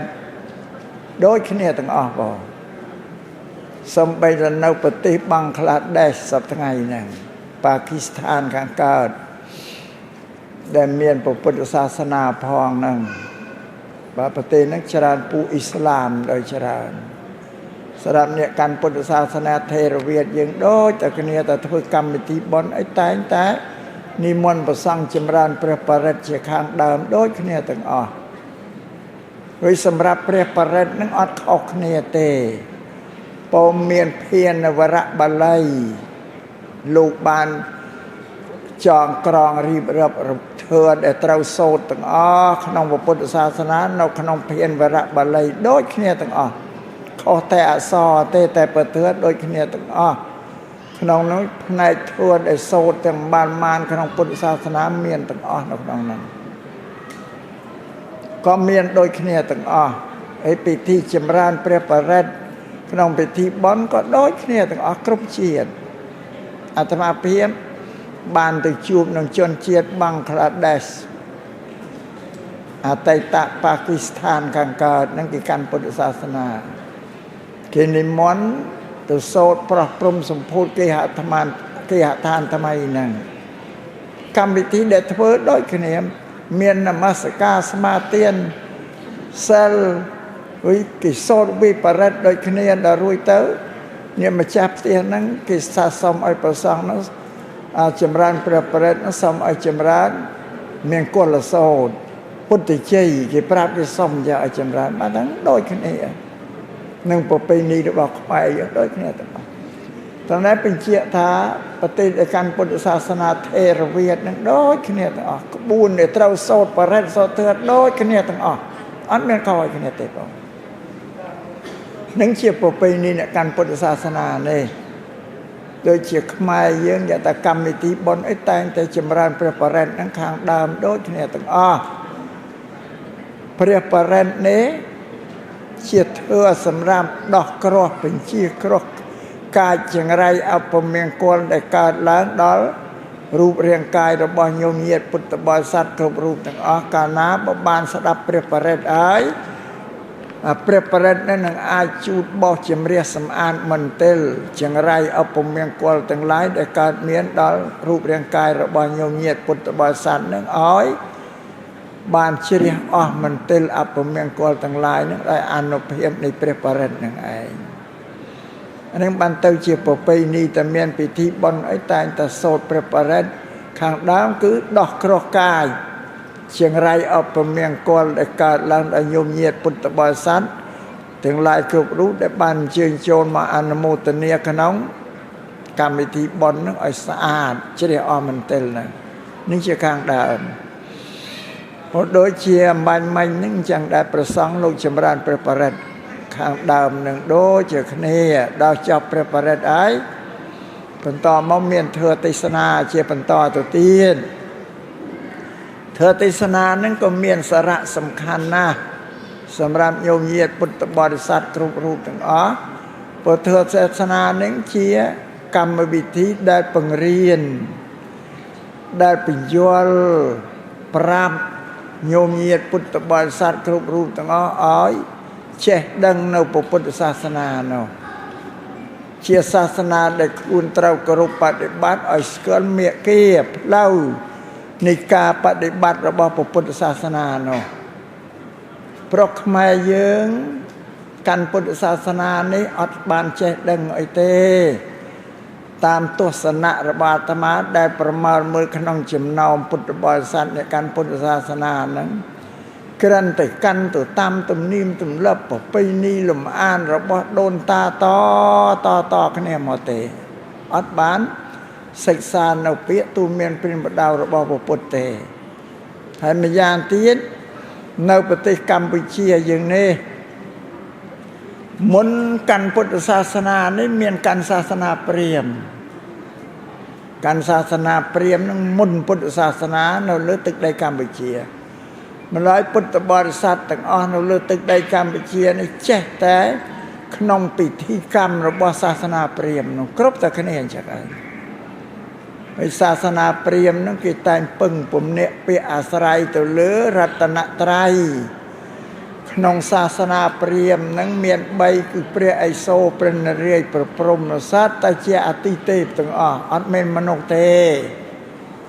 រីឯពុទ្ធសាសនាយើងក៏មានរតនៈ3ដែររតនត្រ័យហ្នឹងគឺព្រះពុទ្ធព្រះធម៌ព្រះសង្ឃ3ដូចគ្នាតែរតនត្រ័យនោះខុសទីតិពីគ្នារតនៈសាសនាព្រាហ្មណ៍សត្វទេវតាទាំងអស់នេះព្រះឥសូរព្រះនរាយណ៍ព្រះព្រហ្មសត្វអតិទេពបរិស័ទអ្នកកាន់ពុទ្ធកាន់សាសនាព្រាហ្មណ៍មិនដែលឃើញព្រះទេស្គាល់តែឈ្មោះតែរូបរាងកាយរបស់ព្រះអត់ដែលឃើញទេប្រាប់គ្នាបន្តជាក្នុងរតនត្រ័យរបស់សាសនាព្រាហ្មណ៍នោះដែលយើងពុទ្ធសាសនារតនត្រ័យរបស់បញ្យើងនឹងមាន3គឺព្រះពុទ្ធព្រះធម៌ព្រះសង្ឃព្រះពុទ្ធជាមនុស្សដូចយើងដែរអត់មានទេវតាទេហើយព្រះធម៌ជាពាក្យទូមានព្រានបដៅរបស់ព្រះសម្មាសម្ពុទ្ធទ្រឹស្ដីដែលព្រះពុទ្ធលោកបញ្រៀនដល់មនុស្សដើម្បីជាមេគាបដិបត្តិនោះហើយព្រះសង្ឃក៏ជាមនុស្សដូចយើងដែរសត្វតែមនុស្សទាំងអស់អត់មានទេតងនឹងទេវតាទេរតនត្រ័យក្នុងពុទ្ធសាសនាបានន័យថារតនត្រ័យពុទ្ធសាសនានឹងមានរូបពីរមាននាមមួយមានឈ្មោះមួយរូបគឺព្រះពុទ្ធនិងព្រះសង្ឃនាមគឺព្រះធម៌នៃសំយមញាចេះមកខុសគ្នាពីរតនត្រ័យរបស់សាសនាព្រាហ្មណ៍ហើយដល់ទន្លាប់កាន់សាសនាព្រាហ្មណ៍មកហើយក្នុងសាសនាព្រាហ្មណ៍គេផ្ញើជោគវាសនាទៅលើព្រះឥសូរព្រះនរាយណ៍ព្រះព្រហ្មនឹងឯងជាអ្នកតុបតែងរចនាជោគវាសនារបស់មនុស្សគ្រប់គ្នាទាំងអស់នោះឲ្យមនុស្សនឹងមានសិរីសួស្តីជោគជ័យមង្គលក្តីឬក៏ឲ្យមនុស្សនឹងអត់មានសិរីអត់មានយសសួស្តីគឺថានៅលើអតិទេពដែលជារតនត្រ័យមានព្រះឥសូរព្រះនរាយណ៍ព្រះព្រហ្មជាដើមហ្នឹងដល់ក្រោយមកបញ្ញវន្តដូនតាយើងលោកសិក្សាទស្សនៈសិក្សាពុទ្ធសាសនាធៀបប្រៀបទៅឃើញថាសាសនាព្រាហ្មណ៍នឹងមានតែហេតុអត់ផលទេបើពុទ្ធសាសនានឹងមានហេតុមានផលច្បាស់លើអញ្ចឹងក៏បណ្ឌិតដូនតាយើងលោកដូរសាសនាចេញផ្លាស់មកកាន់ពុទ្ធសាសនាយើងសប្តាហ៍ថ្ងៃនេះដល់ផ្លាស់មកកាន់ពុទ្ធសាសនាមានបានរៀននេះណាចេះដឹងតែទំនៀមទម្លាប់ក្នុងសាសនាព្រាហ្មណ៍នឹងឯងមានតែពិធីបន់ស្រន់បួងសួងបកសុំអាទិទេពនឹងប្រទានសិរីសួស្តីពរជ័យឲ្យខ្លួននោះដឹងអញ្ចឹងប្រព្រឹត្តទៅតាមពិធីកម្មរបស់សាសនាព្រាហ្មណ៍ញោមញាថានឹងឯងជាពុទ្ធសាសនាហ្នឹងឃើញទេថានឹងឯងពុទ្ធសាសនាក៏នាំគ្នាជ្រះថ្លានៅក្នុងកម្មវិធីនឹងគឺថាអស់ពីចិត្តអស់ពីថ្លើមជំនឿតែសម្រាប់ពុទ្ធសាសនាអត់មែនអញ្ចឹងទេនឹងសូមឲ្យញោមញានឹងជ្រាបអំពីពុទ្ធសាសនាមានរឿងអ្នកប្រាជ្ញដូនតាលោកនិយាយធៀបប្រៀបដែលយើងកាន់សាសនាវាអត់ស្គាល់ឡើង แต่โยลัทธิศาสนาเปรียมมทพุทธศาสนาปฏิบัติตามวิธีศาสนาเปรียมทพุทธศาสนาเนี่ยปรายโลธาทีบโดยสันดานี่จำไรพลายปีปูปูสัตว์ดอตีหน้าต่างสัตว์ได้เมียนโป่งนั่นเห็นได้สัตว์ได้เมียนโป่งเมียนตั้งปิสัตว์บะซาบะไซเมียนสลามสัตว์ตึกสัตว์โกกไอ้ต่างปอปูสัตว์ได้เมียนโป่งนั่นสมัยแต่สัตว์กระเปื้อกานาเวียโป่งก็เวียกาปีได้โป่งแล้วบอกเวียแต่สามมันอ้อยนาตัวจิตเองรีไอสันดาคล้ายปีสัตว์ดอตีตึงสันดากานาบาวิชื่อโป่งกรุกแค่ดาวโป่งล่างปีตึกหมอกระกายได้เมียนตูเด็กสัญนะตัวกระกายเธอรุ่งดาวกระกายรุ่งเท่าแบบโป่ง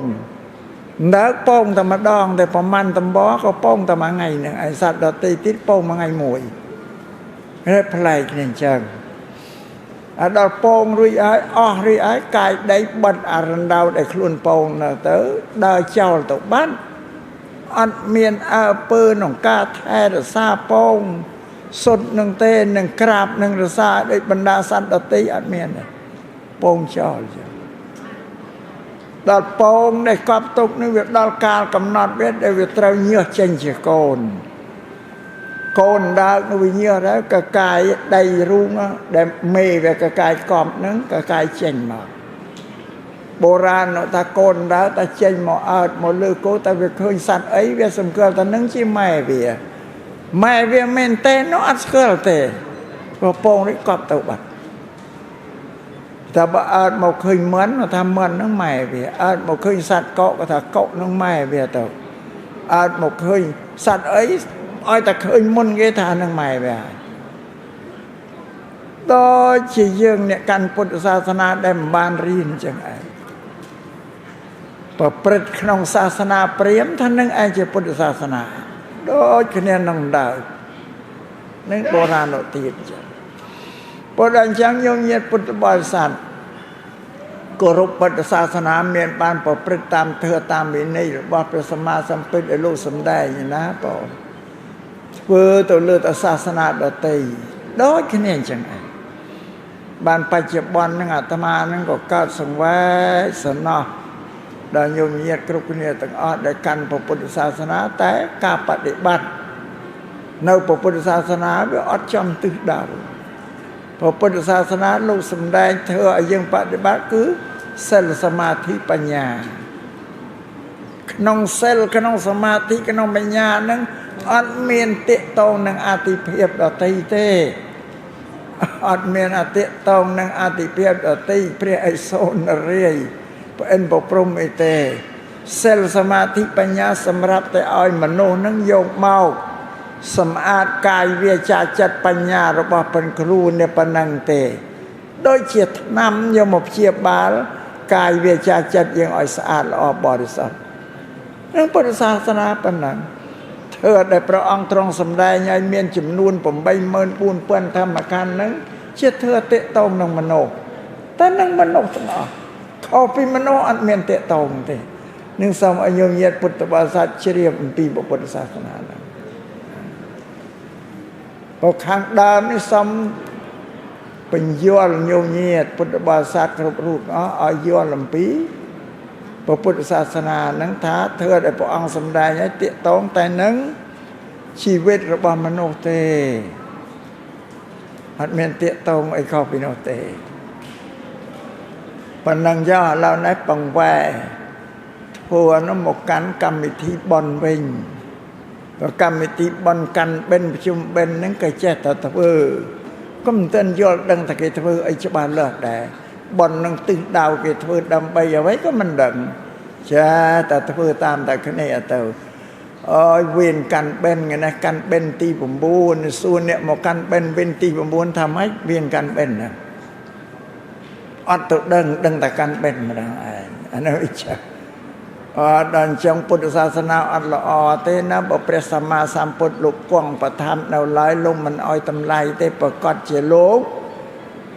ស្ដីបន្ទោហើយធ្វើអីដោយមិនដឹងគឺលងអង្ខ្លៅពុទ្ធសាសនាមិនមានទេធ្វើអីចឹងធ្វើអីត្រូវរៀនឲ្យចេះដឹងបរិយ័តទ្រឹស្ដីច្បាស់លាស់បានឲ្យធ្វើស្របទៅតាមពិភពលោកសប្តាហ៍ថ្ងៃអ្នកណាពេញចិត្តនឹងចំណេះជំនាញអីត្រូវទៅរៀនទ្រឹស្ដីក្នុងជំនាញនឹងឲ្យចេះសិនបានយកមកធ្វើនឹងសូមឲ្យញោមញាតិជ្រាបដល់យើងអ្នកកាន់ពុទ្ធសាសនាមានបានទៅរៀននេះណាទ្រឹស្ដីអត្តទេសអស់ឥឡូវដូចពិធីកាន់បិណ្ឌនឹងជាដើមបញ្យល់ពីរឿងកាន់បិណ្ឌនោះឲ្យចេះឲ្យដឹង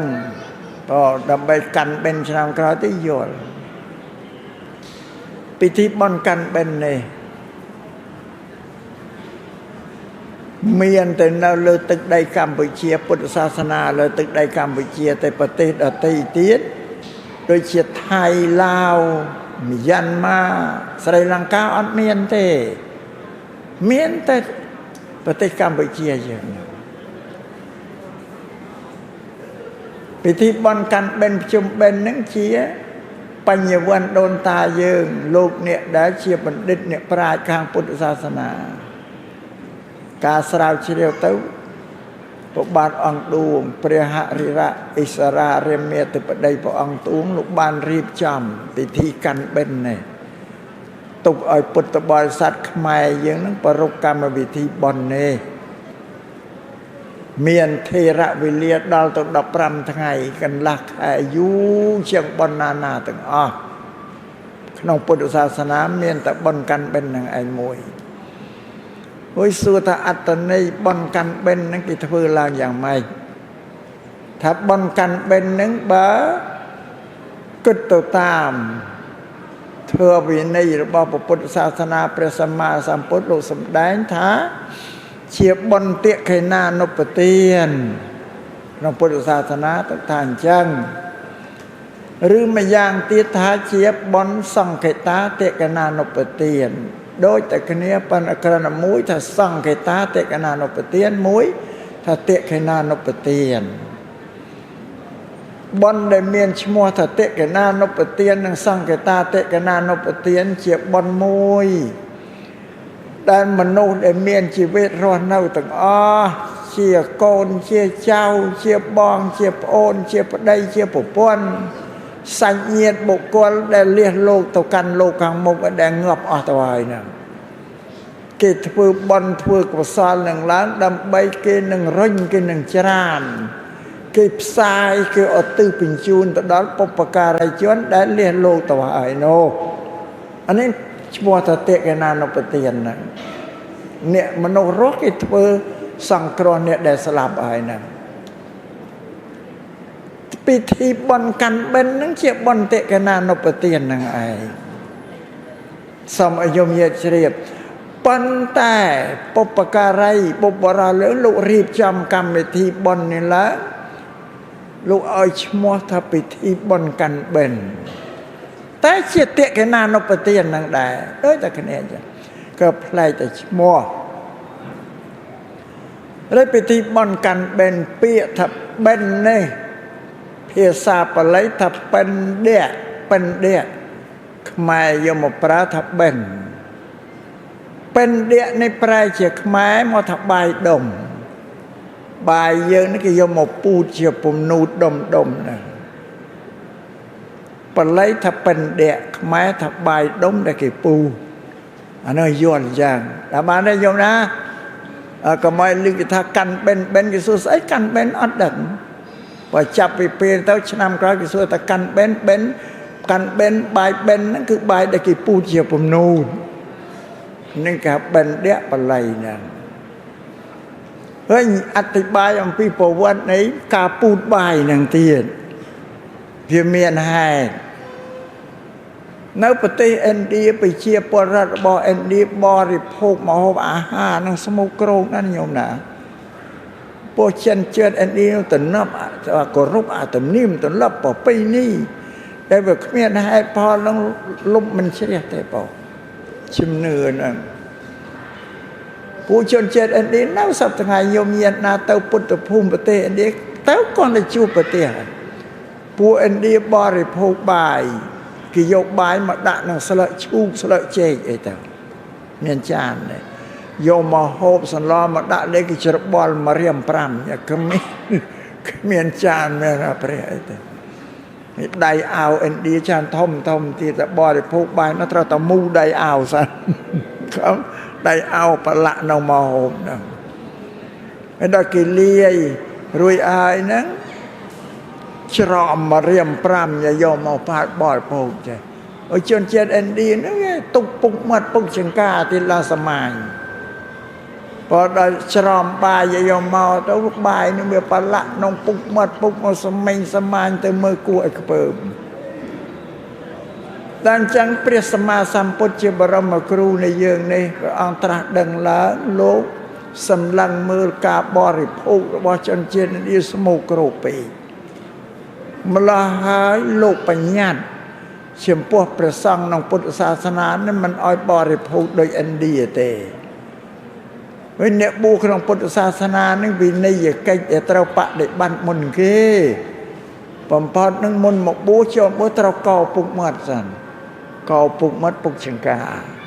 ដើម្បីអនាម័យឲ្យស្អាតនឹងតែត្រូវមុននឹងស្លៀកស្បង់ចពោគេត្រូវកោពុកមាត់មកតែមិនមើលប្រពន្ធលោកនិយាយពីអនាម័យហ្នឹងអត់ស្អាតហើយបានលោកបញ្ញត្តិថាកាលណាបរិភោគអាហារត្រូវពូតជាពំនូត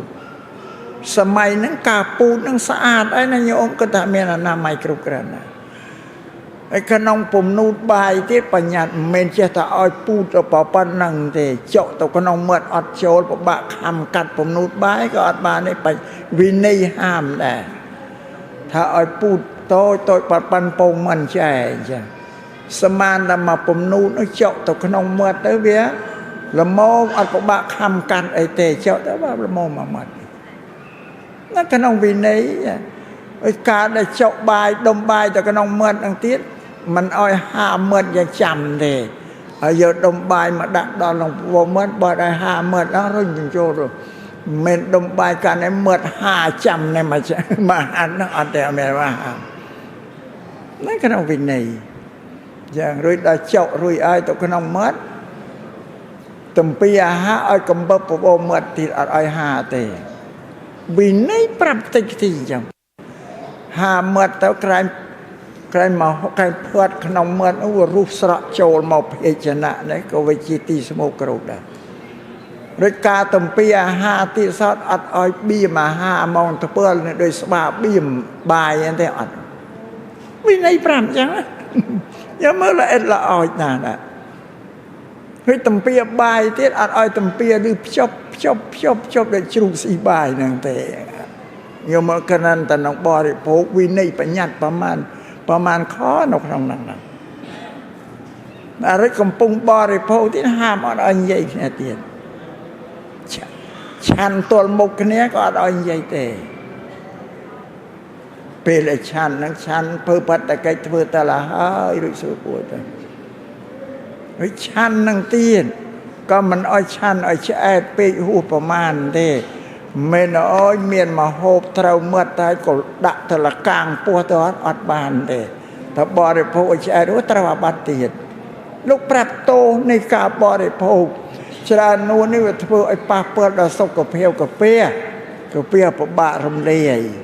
តែកាលណាបរិភោគឆ្អែតពេកធ្វើឲ្យយើងនឹងងោកងុយសម្រាននៅភ្លៀងប៉ុន្តែលោកសំដែងណាប្រាប់ឯងតិចទៀតបើអញ្ចឹងការបរិភោគឲ្យមានប្រមាណផងតែល្មមបានហើយសមានតរួចទៅយើងបរិភោគទឹកមួយកែវមកវាថែមទៅមុំមានបង្អែមផ្លែឈើទៅវាល្មមបើយើងបរិភោគអាហារនឹងវាឆ្អែតពេញហើយដល់បរិភោគទឹកមកទៀតបង្អែមនេះវាហួសប្រមាណណាបើវាឆ្អែតប្រមាណទៅជាមានផលវិបាកប៉ះពាល់ដល់សុខភាពសំដែងតើឲ្យល្អិតទៅចោលបើញោមញាតិមិនដែលដឹងទេវិន័យគេពុទ្ធលោកបញ្រៀនតាំងតែពីការបរិភោគអាហារបានអាត្មាមិនហ៊ានបរិភោគច្រើនទេបរិភោគអាហារបន្តិចហើយញោមញាតិប្រគិនចង្ហាន់នេះទៅអត់ទៅតែអង្គុយមើលនឹងឯងតែឆាន់មកកើតមិនឆាន់ថាពិបាកចិត្តដល់អាត្មា đã chăn ăn tay tới cất xù ta để con chăn ấy tanh là mà hôm trong nám mình trâu mệt mình chăn vậy mình đang chơi thầm ai ta mà nó xù chẳng có tê tớ vậy ta cái ta nhôm ơi miền chăn cha nó khai vào khôi riêng khai vào khôi riêng là xa đấy nhưng mà ta mà miền khôi riêng riêng rồi chơi vậy đâu phải chạp chòm តាមពេចមានប្រមាណក្នុងអាហារហ្នឹងឯងមិនឲ្យចែករួចទេអានឹងយើងនិយមមកតែត្រឹមតែបរិភោគហ្នឹងវាប្រឡូកបញ្ញត្តិមិនដឹងប្រមាណសិក្ខាបទទេមិនត្រឹមតែមកបរិភោគហើយយកមានតែដឹងណាយកមានដឹងតែប្រពន្ធលោកទូលមានយ៉ាងណាបើថ្ងៃណាយកមកសំដែងលាតត្រដាងអំពីពាក្យទូលមានព្រានបដៅរបស់ប្រពន្ធក្នុងលោកអ្នកត្រាស់ដឹងឲ្យស្រាយកគឺសំដែងទៅលើអនាម័យទាំងអស់ព្រោះអនាម័យទាំងអស់មិនឲ្យស្មោកគ្រោះតែឲ្យវាកុំឲ្យវាដើរតាមផ្នត់លំនាំរបស់ពួកជនជាតិឥណ្ឌានេះញោមញាតិទៅឃើញឥណ្ឌាបរិភោគអាហារមើលទៅអ្នកស្អាតបងខ្ពើមអានេះនិយាយដើមឥណ្ឌាយ៉ាងទៅចោលព្រោះវាតាកតងក្នុងវិន័យអ្នកបួសណាឯងពុទ្ធលោកបញ្ញត្តិឃើញតែវាស្មោកគ្រោះបានលោកបញ្ញត្តិពួកបេកោណាពិធីបន់កាន់បិណ្ឌហ្នឹងគឺបន់ដែលគេភ្ជុំគេធ្វើបាយបិណ្ឌនៅក្នុងពិធីលោកបុរាណលោករៀបចឹងគេមានពូតបាយដុំហ្នឹងគេមានបាយបិណ្ឌបាយបិទត្បូងបាយបិណ្ឌគឺបាយពំនូតបាយបិទត្បូងហ្នឹងបល័យថាបត្តពរាបាយដែលគេសម្រាប់បំពេញបានគេរៀបតុបតែងទៅមានដាក់ផ្លែឈើផ្លែអីផងច្រើនក្នុងនោះឯងបុរាណលោករៀបចំទេឲ្យវាមានជាមូលដ្ឋាននៃពិធីកាន់បិណ្ឌហ្នឹងឯបាយបិណ្ឌហ្នឹងគេធ្វើឡើងដើម្បីយកទៅវេប្រគេនព្រះសង្ឃប្រគេនព្រះសង្ឃលោកឆាន់ហ្នឹងបើដល់យូរទៅក៏អាចារ្យចឹងក៏ថែមចេះតិចទៀតទៅថែមចោលទៅទៀតក៏ប្រចេះតែច្រើនឡើងរហូតដល់ទៅបោះបាយឲ្យប្រែតហើយក្រោបប្រយុទ្ធហ្នឹងគេទៅបោះបាយឲ្យប្រែតគេហែទៅមានបាយបិណ្ឌបាយបត្បូងស្រាប់វីប្រគេនព្រះសង្ឃនោះមកចំណែកទៅបាយដែលគេបោះឲ្យពួកប្រែតនោះមកចំណែកទៅក្រោបប្រយុទ្ធទៅព្រោះគេថាប្រែតហ្នឹងពួកខ្លាំងតែព្រះអាទិត្យមានពន្លឺរះឡើងទៅมันអាចបរិភោគបានទេបានគេទៅបោះប្រយុទ្ធក្នុងម៉ោង 4 ម៉ោង 5 អីហ្នឹងអានឹងជាប្រពៃណីគេរៀបចំទេតាមពិតទៅក្នុងពុទ្ធសាសនានេះព្រះសម្មាសម្ពុទ្ធលោកសម្ដែងថាពួកប្រែតយើងទៅឲ្យផ្ទាល់អញ្ចឹងយកអត់បានទេតែឲ្យតាមរយៈអានឹងវិន័យដែលពុទ្ធលោកសម្ដែងឲ្យតាមរយៈអ្នកមានសិលអានឹងបានដល់ញោមកាន់បិណ្ឌគេតែធ្វើមហូបអាហារពុទ្ធវេប្រគេនចំពោះព្រះសង្ឃរួចបានឧទ្ទិសកុសលផលបុណ្យដែលធ្វើតេកណានុទានឧទ្ទិសជូនដល់ទៅអ្នកដែលស្លាប់ហើយពាក្យថាប្រែតហ្នឹងគេថាពេតបុកប្រែតពុប្រែតហ្នឹងពេតៈគេសំដៅទៅលើមនុស្សដែលស្លាប់ទៅហើយនេះគេហៅពេតៈពុប្រែតឲ្យអញ្ចឹងពិធីសែនព្រេនពិធីបូជាយញ្ញឲ្យទុកអ្នកដែលស្លាប់ហើយយកអត់បានទេពួកនិយមបានទេតែឲ្យតាមរយៈអ្នកមានសិលឥឡូវលើករឿងនេះទៀតមួយនោះឥឡូវអាត្មាសម្ដែងមិនព្រះសម្មាសម្ពុទ្ធលោកសម្ដែងហើយការឲ្យទានដល់អ្នកស្លាប់ឲ្យដោយផ្ទាល់អត់បានទេតែឲ្យតាមរយៈអ្នកមានសិលប៉ុន្តែវាមានរឿងនៅក្នុងប្រទេសកម្ពុជាយើងនេះ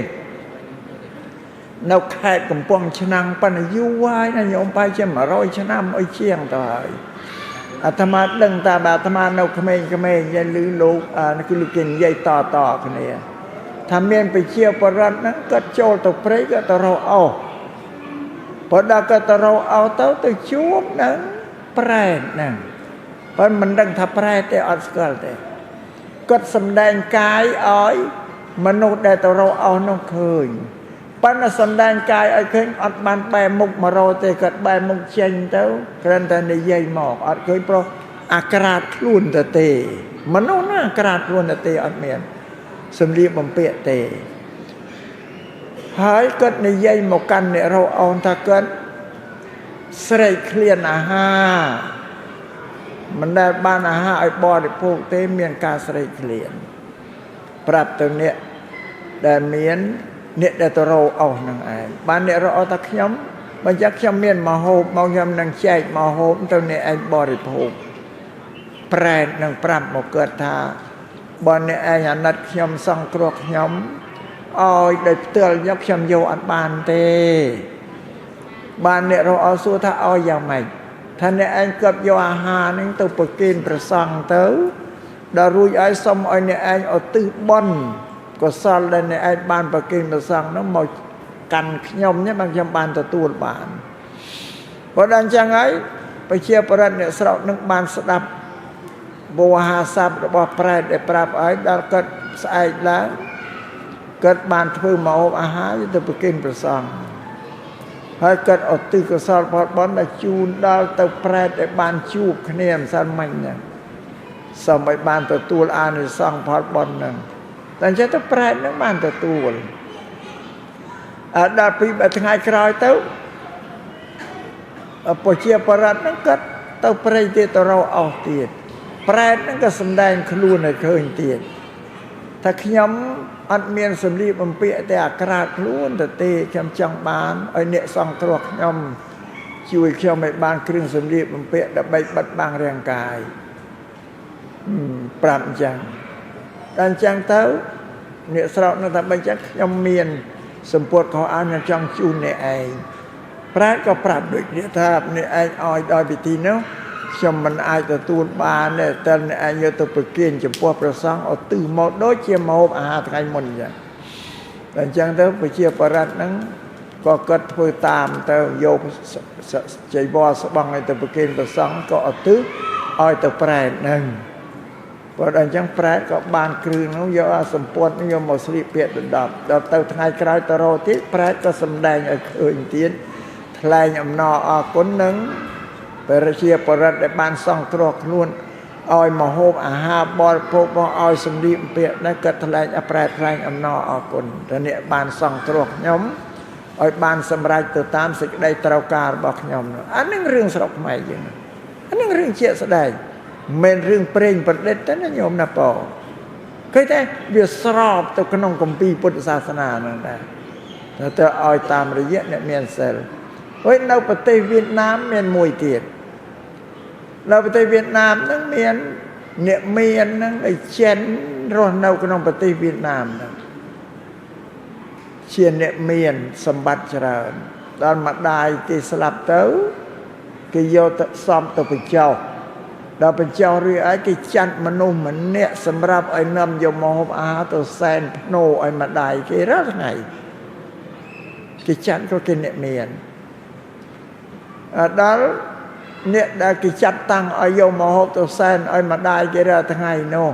ទេសកាលថ្ងៃមួយគាត់យកមកហូបទៅសែនភ្នោទៅវាភ្លៀងតាមផ្លូវទៅវាអត់រួចក៏ចូលទៅជ្រោកក្នុងផ្ទះគេក្នុងភូមិហ្នឹងផ្លូវដែលទៅកាន់ភ្នោមកហ្នឹងក៏នៅចាំក្នុងផ្ទះហ្នឹងឯងភ្លៀងក៏មិនចេះរាំងទេជាថ្ងៃទៅក៏ម៉ោងជិតមកដណ្ដប់ហើយក៏ស្រាប់តែឃើញព្រះសង្ឃលោកនិមន្តបិណ្ឌបាតតែអញ្ចឹងទៅគាត់នឹងថាព្រះសង្ឃលោកនិមន្តបិណ្ឌបាតភ្លៀងអញ្ចឹងបានមកហូបអីឬពេលយកទៅសែនភ្នោក៏វាកឹបទៅហើយដល់គាត់ជ្រះថ្លាយកមកហូបដែលសែនទៅដាក់បាតប្រគេនព្រះសង្ឃហ្នឹងឯងដល់ដាក់រួចទៅគាត់ឧទ្ទិសថាបុណ្យនឹងជូនដល់ទៅខ្មោចយាយដែលគាត់តែយកទៅសែននេះគាត់ក៏ទៅផ្ទះទៅដល់ក៏អត់មាននិយាយអីទេដល់យប់នោះស្រាប់តែកូននឹងឃើញម្ដាយនឹងទៅប្រាប់ทั้งកូនអើយតាំងពីម៉ែងាប់ទៅមិនដែលបានអីបរិភោគទៅម្សិលមិញឲ្យបានមកហូបអាហារបរិភោគឆ្អែតស្កប់ស្កល់ទៅប្រាប់កូនតែអញ្ចឹងដល់អញ្ចឹងកូននោះភ្ញាក់ថាយីចាំមិនបានម៉ែក៏និយាយចាឯងចាត់តាំងមនុស្សឲ្យយកមកហូបទៅសែនឲ្យម៉ែរាល់ថ្ងៃថាអ្នកយកទៅសែននឹងកិច្ចវេះបំផិនយកមកហូបទៅណាមដែលបានសែនឲ្យម៉ែទៅដឹង ក៏ហៅអ្នកដែលកើតចាត់តាំងឲ្យយកទៅសែនហ្នឹងមកសួរថាខ្ញុំប្រើឲ្យអ្នកឯងយកមកអាទៅសែនឲ្យជូនម៉ែខ្ញុំយូរណាស់ហើយអ្នកឯងយកទៅណាថាតែខ្ញុំយកទៅសែនរាល់ថ្ងៃឯងគាត់និយាយពេតគ្មានពូពោក៏អីទេថាបើអញ្ចឹងម៉ែខ្ញុំក៏ថាតាំងពីកើតអនិច្ចកម្មដំណើរបានមកហូបអីបរិភោគហ្នឹងទឹមក្នុងសម័យនេះតែអញ្ចឹងអ្នកដែលសែនទាំងខ្ញុំសំទោខ្ញុំយកមកហូបទៅសែនមិនដែលខានទេប៉ុន្តែសម័យនេះវាខានឯសាខ្ញុំទៅវាមានភ្លៀងទៅខ្ញុំទៅមិនរួចក៏ចូលទៅជ្រោកផ្ទះអ្នកស្រុកតាមមាត់ផ្លូវហ្នឹងទៅអ្នកភូមិហ្នឹង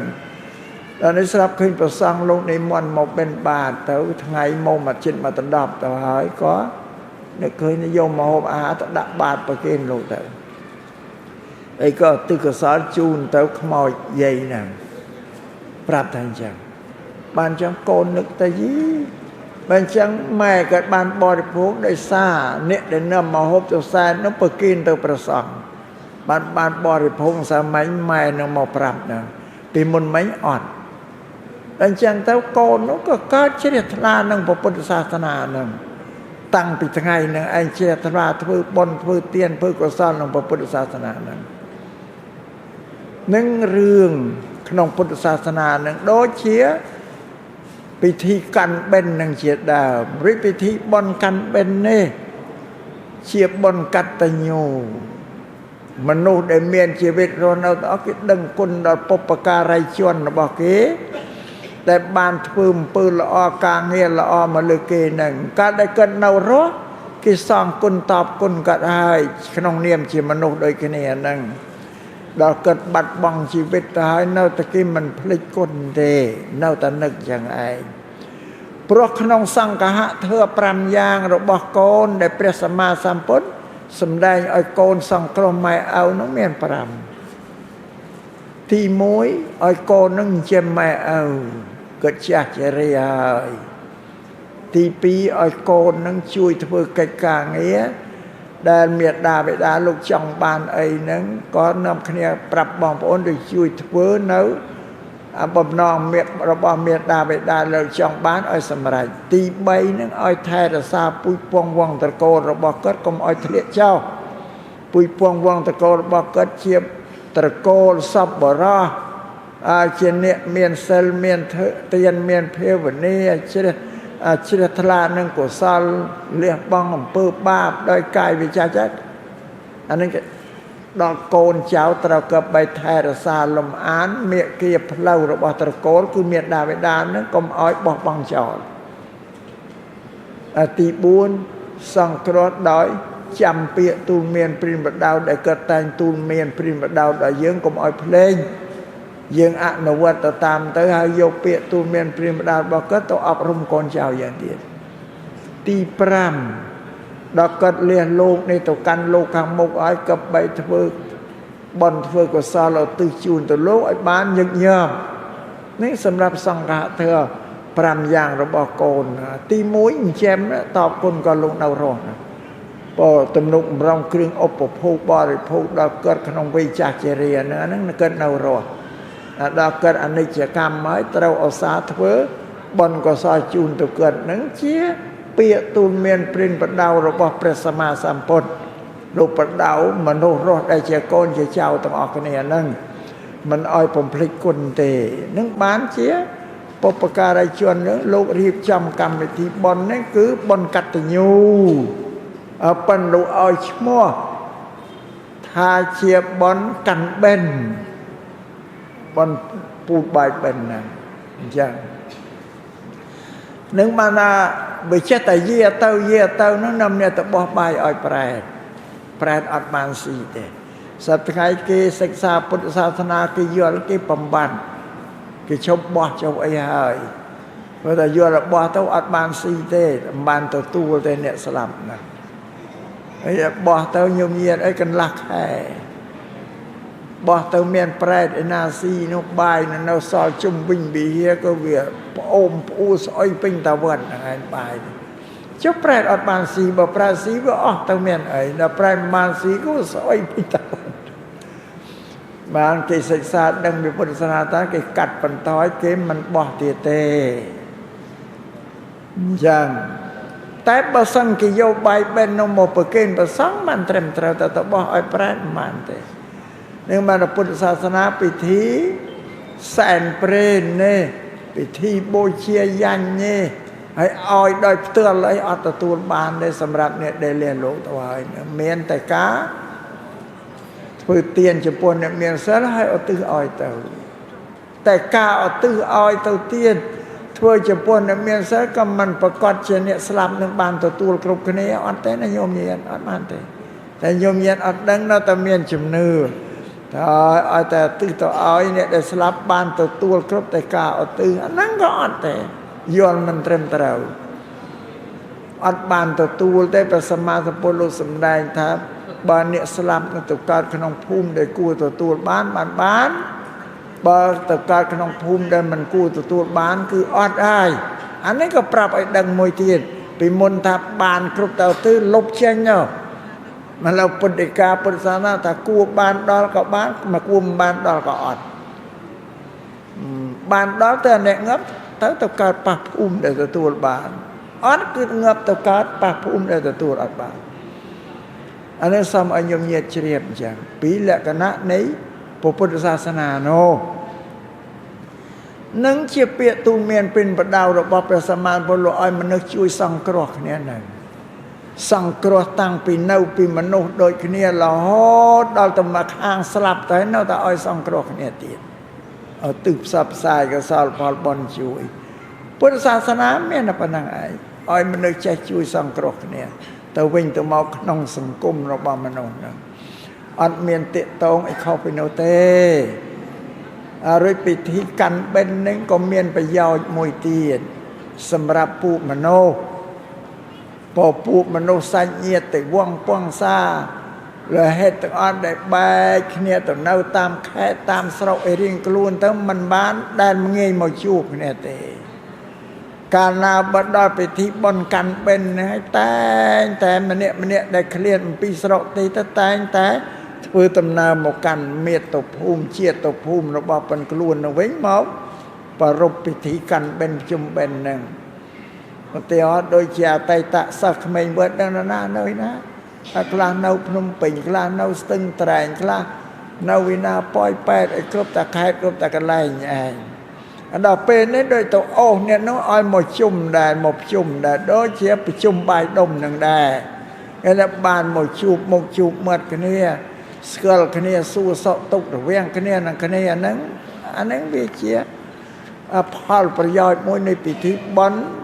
កាន់បិណ្ឌប្រជុំបិណ្ឌហ្នឹងដែរនឹងសូមឲ្យញោមញាតិពុទ្ធបរិស័ទទាំងឡាយនឹងជ្រាប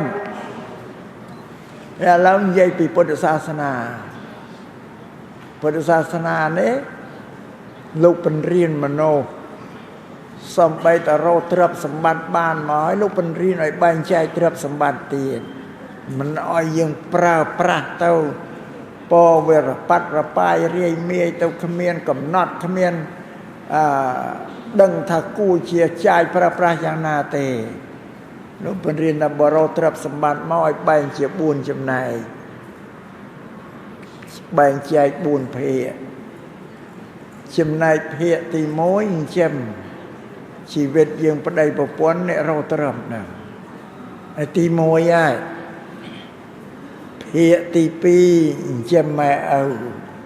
ឪពុទ្ធលោកបញ្រៀនពុទ្ធសាសនាបញ្រៀនចំណែកទី4ចិញ្ចឹមកូនហើយតេតងក្នុងសង្គមទាំងអស់ទ្រព្យដែលរកបានមកហ្នឹងចិញ្ចឹមម៉ែឪព្រោះជាកិច្ចតបស្នងសងគុណលោកពីព្រោះយើងកូនម្នាក់ហ្នឹងប្រើប្រាស់សម្បត្តិទ្រព្យម៉ែឪអស់ច្រើនណាស់តាំងពីថ្ងៃកើតមករហូតដល់ទៅអាយុ4 10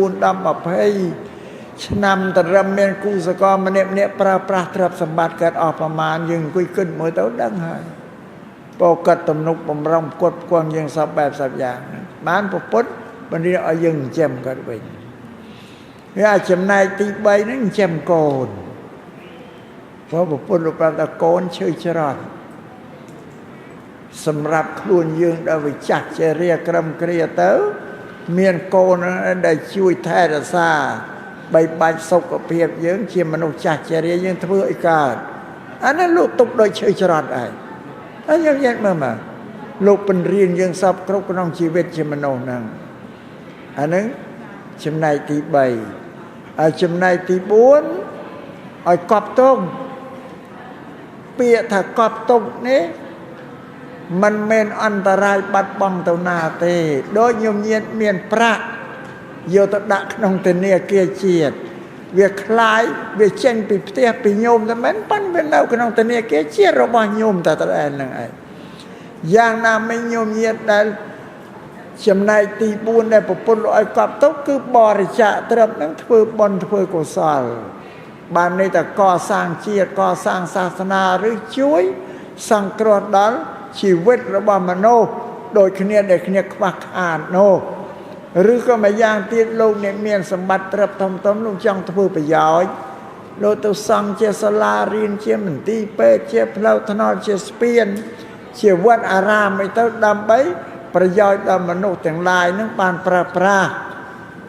នៅសមត្ថផលផ្សេងនេះចំណែកដែលគេលះត្រឹមជាមួយទៅកប់ទុករបស់នោះអត់ទៅណាទេនៅតែរបស់យើងទៅដែលប្រពាក្យតែទៅកប់ទុកមិនយកទៅកវិញចោលទេនឹងជ្រាបចឹងណាប៉ុន្តែអ្នកដែលជ្រះថ្លាក្នុងទ្រព្យសម្បត្តិយកទៅកប់ទុកនេះទើបអ្នកដែលមានបញ្ញាអ្នកដែលគ្មានបញ្ញាអត់ធ្វើកើតទេព្រោះគាត់ថាទ្រព្យសម្បត្តិមានហើយមិនទុកចាយប្រើប្រាស់ទេយកទៅឲ្យគេឲ្យឯងចាត់ថាអ្នកធ្វើទាននោះល្ងងទៅវិញគាត់បានអ្នកចេះដឹងឬពុបុគ្គលអត់បញ្ញាមិនដឹងថាគេចំណាយទ្រព្យគេជាប្រយោជន៍សម្រាប់មនុស្សទាំងឡាយទាំងពួងនេះបានប្រាក់គឺគេសង្គ្រោះដល់មនុស្សទាំងអស់ហ្នឹងឲ្យបានទទួលផលប្រយោជន៍ពីទ្រព្យសម្បត្តិគេមកចំណែកហ្នឹងណានឹងទ្រព្យសម្បត្តិដែលកប់ទុកហ្នឹងជាទីពឹងរបស់ពន្យើងក្នុងពេលដែលយើងលះលោកទៅនឹងអានេះកុសលផលបុណ្យការធ្វើទានជួយទ្រទ្រង់យើងកាលណាយើងលះលោកទៅមានតែអំពើកុសលហើយដែលជាគ្រឿងទីពឹងរបស់យើងក្នុងបរលោកហ្នឹងបើសិនណាយើងធ្វើតែអំពើអកុសលបាបអកុសលបាបហើយគ្រឿងទីពឹងយើងរុញច្រានយើងទៅកាន់អបាយភូមិនរកប្រែតដេរិឆានអសុរកាយបើយើងលះទ្រព្យសម្បត្តិទៅកប់ទុកធ្វើកុសលបាបអានឹងជាកុសលធម៌នឹងអាចជួយទ្រទ្រង់យើងទៅកាន់សុគតិបានកំណើតនឹងបានទៅកាន់សេចក្តីសុខបានរួចព្រះសម្មាសម្ពុទ្ធលោកសម្ដែងច្បាស់ណាស់ណាញោមញាតិថាផលរបស់កម្មដែលមនុស្សធ្វើហើយមានកម្លាំងណាស់អាក្រក់ក្តីធ្វើអាក្រក់ក្តីធ្វើល្អក្តីឲ្យផលដល់អ្នកធ្វើវិញទប់អត់ឈ្នះទេប៉ុន្តែយើងអត់មានបញ្ញាមើលផលរបស់អំពើដែលយើងធ្វើអត់ឃើញទេអត់ឃើញទេមកអត់បញ្ញាហ្នឹងឯងឧទាហរណ៍ដូចញោមញាតិគ្រប់គ្នាអស់យើងទៅរៀនអីវាចេះហ្នឹងឯងនិយាយឲ្យខ្លីយាយរៀនហ្នឹងជាតួកម្មឲ្យអំពើដែលធ្វើដល់កាលណាវាចេះចំណេះជំនាញដែលយើងរៀនមកជាផលរបស់កម្មតែរៀនអីចេះហ្នឹងហើយធ្វើអីវាចេះអាហ្នឹងជាផលរបស់កម្មព្រះសម្មាសម្ពុទ្ធលោកថាផលរបស់កម្មនេះមានកម្លាំងណាស់ត្រូវតែឲ្យផលដល់អ្នកធ្វើទប់អត់ឈ្នះទេនឹងជាពុទ្ធសាសនាហើយហើយមនុស្សទាំងអស់ដែលរស់នៅលើផែនដីនេះបើមិនធ្វើកម្មធ្វើការងារទេគ្មានទ្រព្យគ្មានសម្បត្តិគ្មានចំណេះវិជ្ជាអីសម្រាប់ទ្រទ្រង់ជីវិតរបស់ខ្លួនទេនឹងសូមឲ្យញោមញាតិជ្រាបជាពុទ្ធសាសនាពុទ្ធសាសនាបញ្រៀនឲ្យធ្វើការពាក្យថាកម្មនឹងប្រែជាខ្មែរថាអំពើការងារបញ្រៀនមនុស្សឲ្យធ្វើការទេអត់បញ្រៀនមនុស្សឲ្យដើរសុំគេទេតែដល់ញោមមិនយល់ដើរសសុំគេអាសុំអត់បានក៏នៅតែមិនឈប់នៅតែសុំគេយ៉ាងឯងស្អីដែលមានទ្រព្យសម្បត្តិអាយុស័ក្តិសួស្តីនៅក្នុងជីវិតរបស់ខ្លួនក្នុងគ្រួសារនេះបានតែពីខ្លួនធ្វើខ្លួនឯងអរត់អត់នោះមើលអត់ឃើញអានេះវាខ្វះបញ្ញាមើលផលទ្រព្យសម្បត្តិដែលកើតមានក្នុងគ្រួសាររបស់យើងមើលអត់ឃើញទេអញ្ចឹងនឹងជាពុទ្ធសាសនាដែលពុទ្ធលោកបញ្រៀនប្រាប់ ពោលឲ្យខ្លីតែពុទ្ធបញ្រៀនឲ្យធ្វើការទេណាញោមណាបញ្រៀនឲ្យធ្វើការរួចញោមញាតមានទ្រព្យមានសម្បត្តិអស់មកពីការងារគ្រប់គ្នាទាំងអស់ហ្នឹងឯងចឹងសំដែងប៉ុណ្ណឹងយោបងថាសំដែងតែងទួយបើនិយាយទៅចេះប្របាច់ប្រពូទៅជាប់ទៅយ៉ាទៅបើឡើយលមមកម៉ោង5កន្លះហើយលើកគេថាប្រធានបននឹងថាមាននំបញ្ចុកមានអីណាទៀតណាគេទេសនាទៅយប់ទៅមើលចាននំបញ្ចុកមិនឃើញចាំប៉ុណ្ណាសង្គ្រោះញោមញាតណាបើឲ្យបានទៅបរិភោគស្រស់ស្រូបអីឬមានមកក្រុមទៀតណាមានមកក្រុមទៀតថាទៅឯណាមិនទាន់មកដល់ទេស្រេចពើភាសាថ្មីនេះទៅប្រាប់ទៅគណៈកម្មការផងមានអីស្រស់ស្រូបឲ្យបន្សល់ទុកឲ្យផងបើចឹងធ្វើទេសនាក្នុងកម្មវិធីវេនកាន់បិណ្ឌទី9របស់តៃតៈក្មេងវត្តបច្ចុប្បន្នទាំងអស់រួមដោយញោមញាតពុទ្ធបរិស័ទទាំងអស់ដែលមិនមែនជាក្មេងវត្តក្នុងជ្រះថ្លា